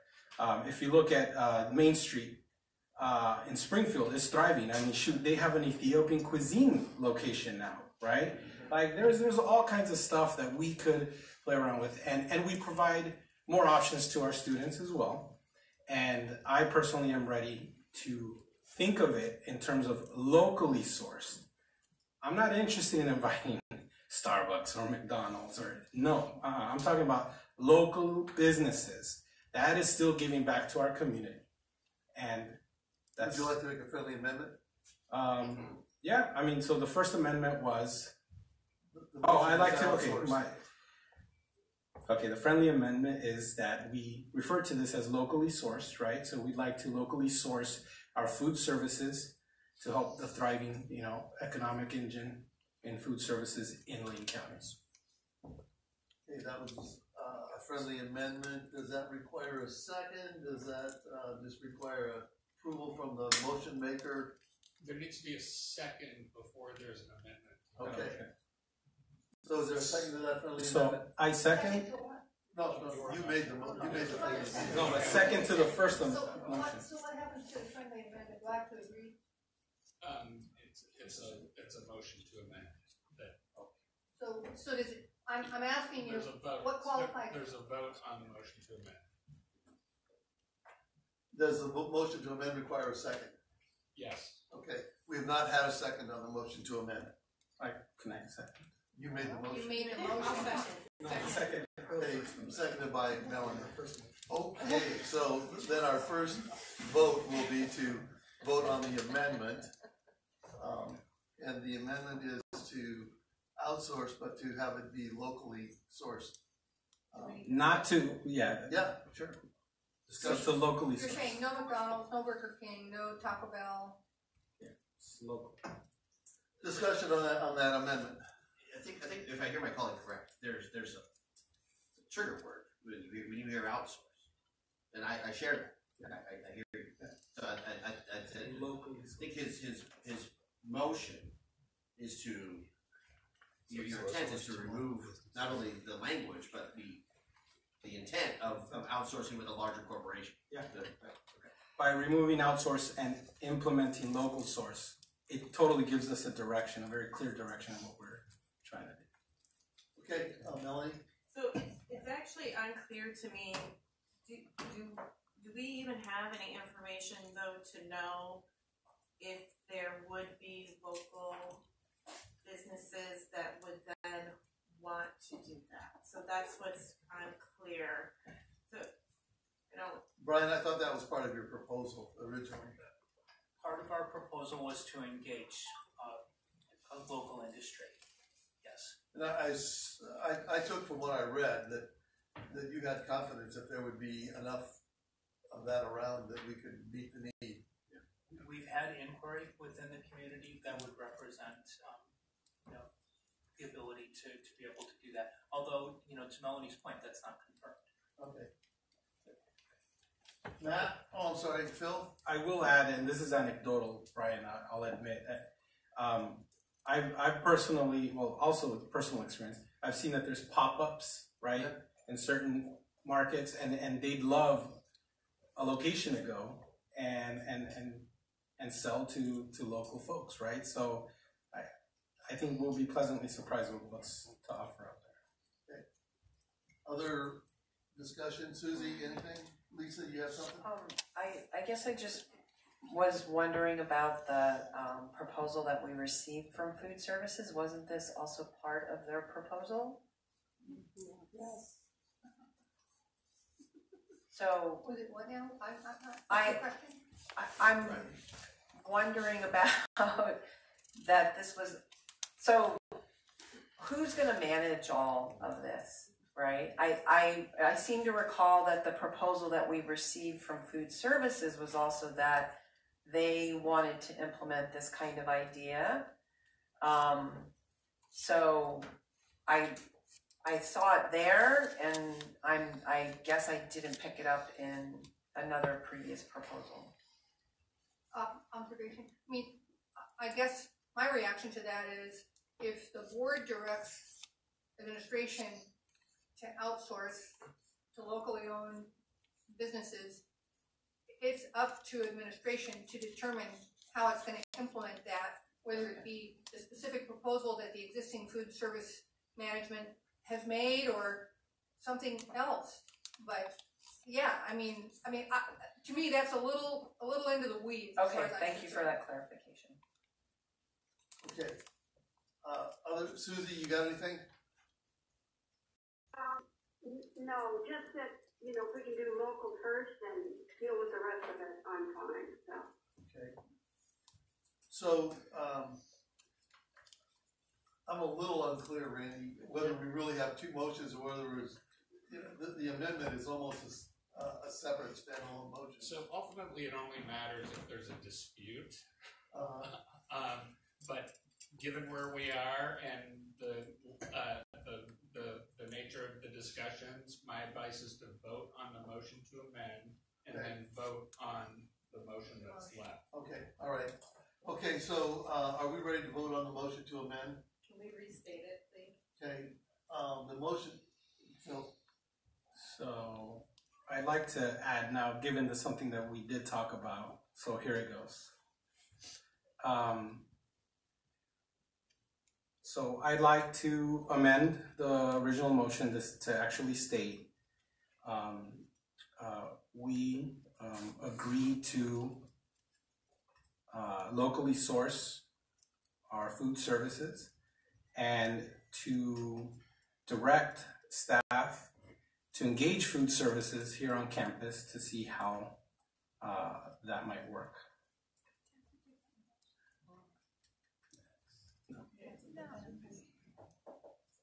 Not gonna tell the president how to do her job. Yeah. I'm thinking, can you make an amendment to an amendment? Well, that's not an amendment to amendment, I think. That's not what the original amendment was. That's not what you seconded. That's not what was seconded. So what I heard on the amendment was locally Do you want me to sourced. read it, or? Yep, please. Okay, he said the amendment was that we refer to this as locally sourced for food services in Lane County. Thank you. So that is the, all right, we'll stick with that. Okay. What? We'll stick with that.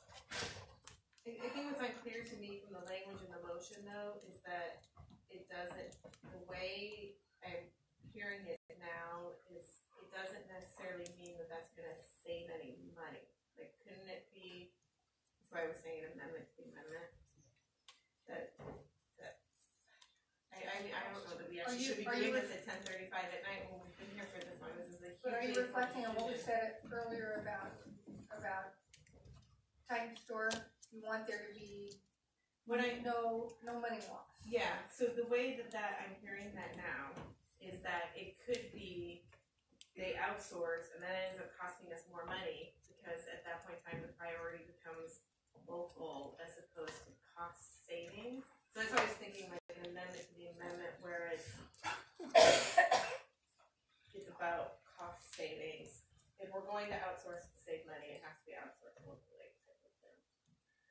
Right. And just to be clear, the projection includes us internally hosting, maintaining those services. We will get you a detailed list of what that looks like, but it's $1.16 million if we continue to host those two services. So that's what we're putting into the budget if we choose to internally host both of those things. We have some optimistic projections. These are the college projections. We can maintain both of these services, but that's the impact. So if you're telling us you want us to do these things but not lose money, we're telling you now we are projecting a cost impact by internally hosting those. So it would be counter to the information we provide. Go ahead. I think what we're talking about is not internally hosting food service. We are talking about outsourcing it, which I know is the bad word, but we're talking about going to local businesses as opposed to corporations. This is, yeah, and what I had envisioned is when I myself was a student, there were food trucks that would come in here, and there were burgers, and there were like different little options, and I'd like to see something a little more consistent, right?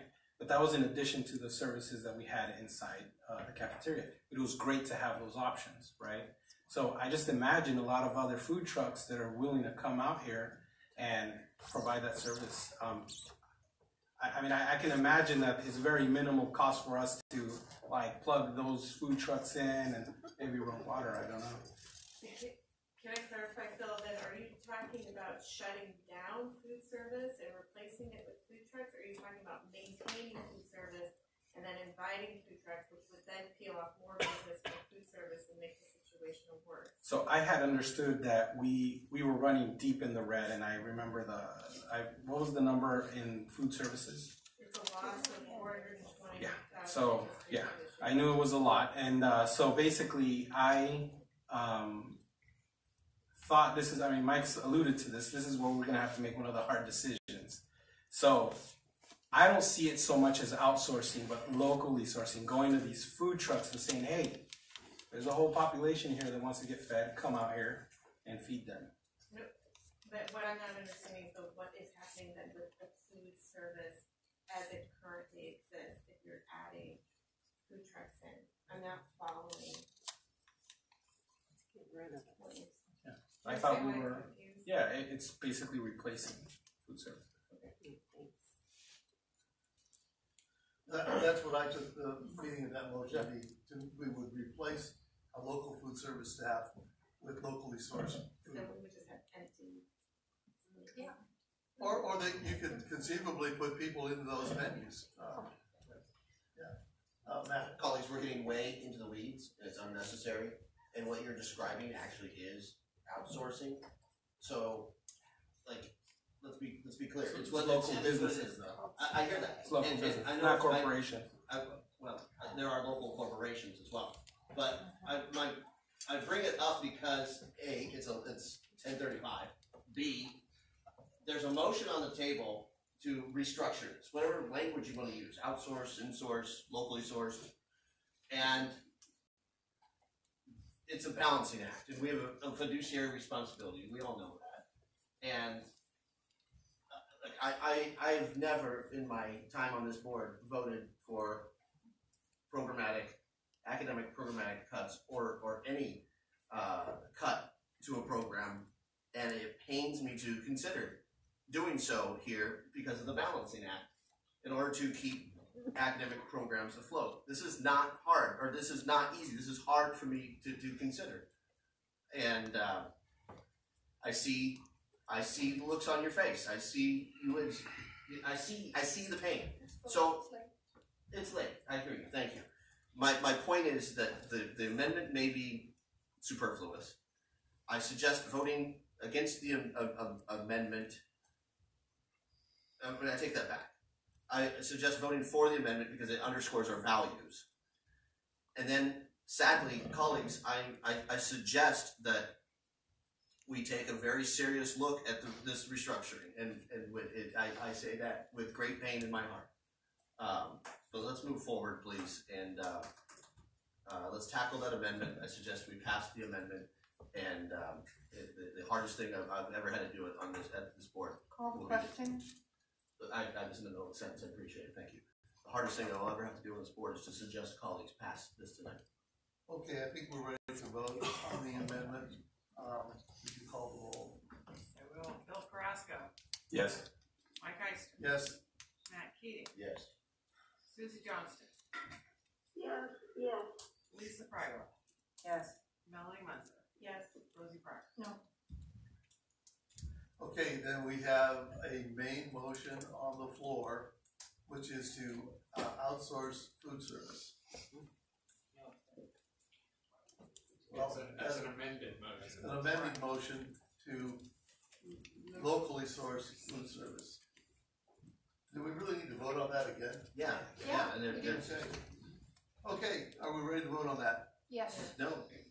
Oh, we have a discussion. Colleagues, this is a balancing act. If we cast this vote tonight, I implore you to look at tuition as a balancing act as well, and embrace what I'm embracing tonight, which is a compromised solution. So we need to find some middle ground, and this is my attempt to reach some sort of compromised solution to prevent further cuts at this college. And I implore you, please, not to have a hard-lined approach when it comes to tuition, as I am showing some flexibility in more than 6 years of a hard-lined approach when it comes to programs. Phil.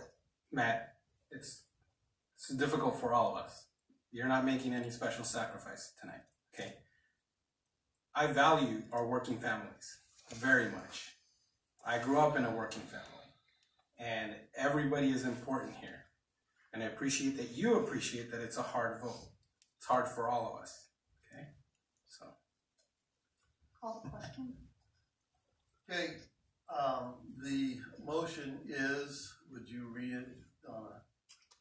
Well, I will, as soon as I get back to it, move that the board accept the college's recommendation to locally source food service operations. Okay. Right, would you- that would be the amended. Yeah, okay. Would you call the roll? Okay. Bill Carrasco. Yes. Mike Eister. Yes. Matt Keating. With the caveat that we also, Rosie, please. Come on, Dad. Rosie, please. No. I'm addressing this to legal. I'm actually addressing this to legal. I'm addressing this to legal counsel, Mr. Chair, and I'm talking that way, not at my colleague. I'm talking that way to legal counsel. Before I vote on this, I want to make sure that, like the bookstore conversation, that we carefully review ORS 278.030. It's not part of the motion, and that's the only caveat that I'm going to attach to my vote tonight. I think that's a reasonable thing to do. I'm sorry? Can he attach his comment to the vote? No, discussion is over. And it's up to the chair to make the rule. Well, I think discussion's over. Okay, would you continue with the vote? Aye. So that's okay. Lisa Fragola. No. Melanie Munzer. Yes. Rosie Pryor. Yes. And Susie Johnston. I'm gonna. I want to attach a comment. I'm going to vote no, because as much as I don't want to do this outsourced, I think we need to. I also think that it's really important to try to get local services. I don't know where the guarantee is that we will. So I can't vote yes. Okay, well, I think we've voted on that item, and we still have an agenda ahead of us. We haven't approved, we haven't done a consent agenda, and we haven't approved minutes. Move approval of the consent agenda? Okay, there's been a motion to approve the consent agenda. And it's been seconded. There's one item that needs to be pulled from the second agenda. Consent agenda. There's a mistake in the February 14th minutes. So could I ask that they be pulled? Or can they just be corrected and approved? Randy said it needs to be pulled if we're going to correct it. So consent agenda with the February 14th minutes pulled out. All in favor, please say aye. Aye. Okay. I think you got that roll call with 100%. Oh, I'm sorry. Yeah, I'm sorry. Slipping here. So the correction on the February 14th minutes is that it says Matt's name instead of mine, and so Donna's already corrected it to include my name. So can I get a motion to approve those corrected minutes? So second. Call the roll, please, Donna. Okay. Bill Carrasco. Aye. Mike Heister. Aye. Matt Keating. Aye. Lisa Fragola. Aye. Melanie Munzer. Aye. Rosie Pryor. Aye. Susie Johnston. Aye. Okay. President Hamilton, is there anything on the agenda that is pressing enough that we need to do it tonight, or can't wait? Okay. I can be brief. We Yeah. have a timeline for curriculum to submit to the state to be in the Please, catalog. please.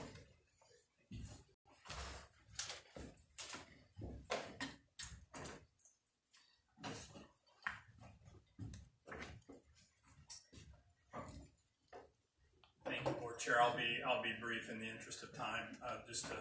And I believe you have a handout for this. Did they get this handout? Yeah. Yeah, packet. Thank you. Basically, what I wanted to present now briefly for you, this shows kind of our efforts that we're trying to make in career technical education with our programs here on campus.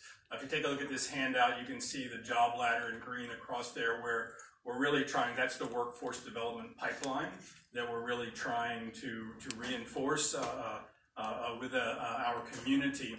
And you can see that we want to have plans in place that take students out of an unskilled job through semi-skilled jobs and higher skilled jobs so that they can have some social mobility and earn a living wage. And to do that, the instruction that we provide, as you can see in the blue diagonal boxes that are there, really kind of show that progression in education in units or in steps that would allow an individual to progress through those different skill sets that are necessary to move along the job ladder, right? Many of our career and technical education programs have been built on a traditional two-year model, and you know, we're a two-year college, so it takes 2 years to be a welder or to be a chef. And we realize that that doesn't necessarily equate with skill attainment and the ability to move through a workforce from an entry-level job through a semi-skilled job and a higher skilled job. So we're really looking at trying to take our curriculum and chunk it as indicated there so that students can move in from a basic skills environment into a career pathway. They can move from the high school into a career pathway. They can come from job retraining where they bring a skill set already and enter into that in some chunk along the way and not have to complete a 2-year program. The 2 programs that are before you are really just our attempt to begin to do that with a lot of our curriculum here on campus. The culinary arts degree is, there had been a less than 1-year certificate. We had developed a pass lane program that allows our students that are in adult and basic skills education to be able to enter into that pipeline sooner than they would otherwise. But we still had a couple 2-year programs in order to be able to complete a degree.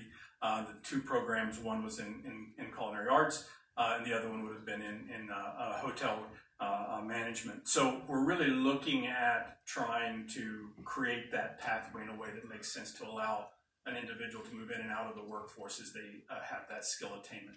So we've basically just taken the curriculum that was already in existence and just packaged it in a different way to allow a student to attain some kind of credentialing along the way as they move in and out, because we know that they move in and out anyhow. We wanted to give them something that they could take with them. So with regard to culinary arts, as you can see along the bottom there, the programs we do have a pass lane, which is, I mentioned that in our discussion last month about our efforts to try to provide access to our basic skills students earlier in their career than they would otherwise, and we have one in culinary arts that's very successful. It allows them to progress into certificate programs in baking and pastry, and ultimately through commercial cooking and all the way through the degree, and even transfer if they wanted to transfer into retail management. The 2 programs that are the ones that I'm asking you to approve are the 2 that are in the middle of that blue bar across the bottom.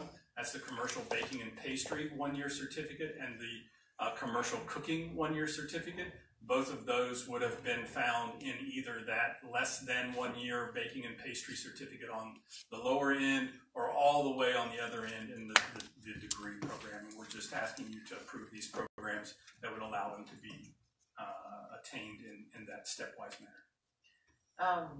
I wholeheartedly approve of these stackable certificates, and I'd like to make a motion that we approve these new opportunities for students. Second. Okay, moved by Lisa, seconded by Matt. Any discussion? Did you call the roll down? Right, Joe Carrasco? Yes. Mike Baxter? Yes. Matt Keating? Yes. Lisa Pregula? Yes. Melanie Menzer? Yes. Rosie Pryor? Yes. Susie Johnston? Yeah. Thank you all for your support. Okay, I'm assuming that we're going to find a way to tackle these other items at a different time. Stay tuned for an announcement about our next meeting. This was a hard meeting, and we've got harder meetings yet to come. We're all going to do our best. We are a family. We all care about the outcome, about each other. We're adjourned.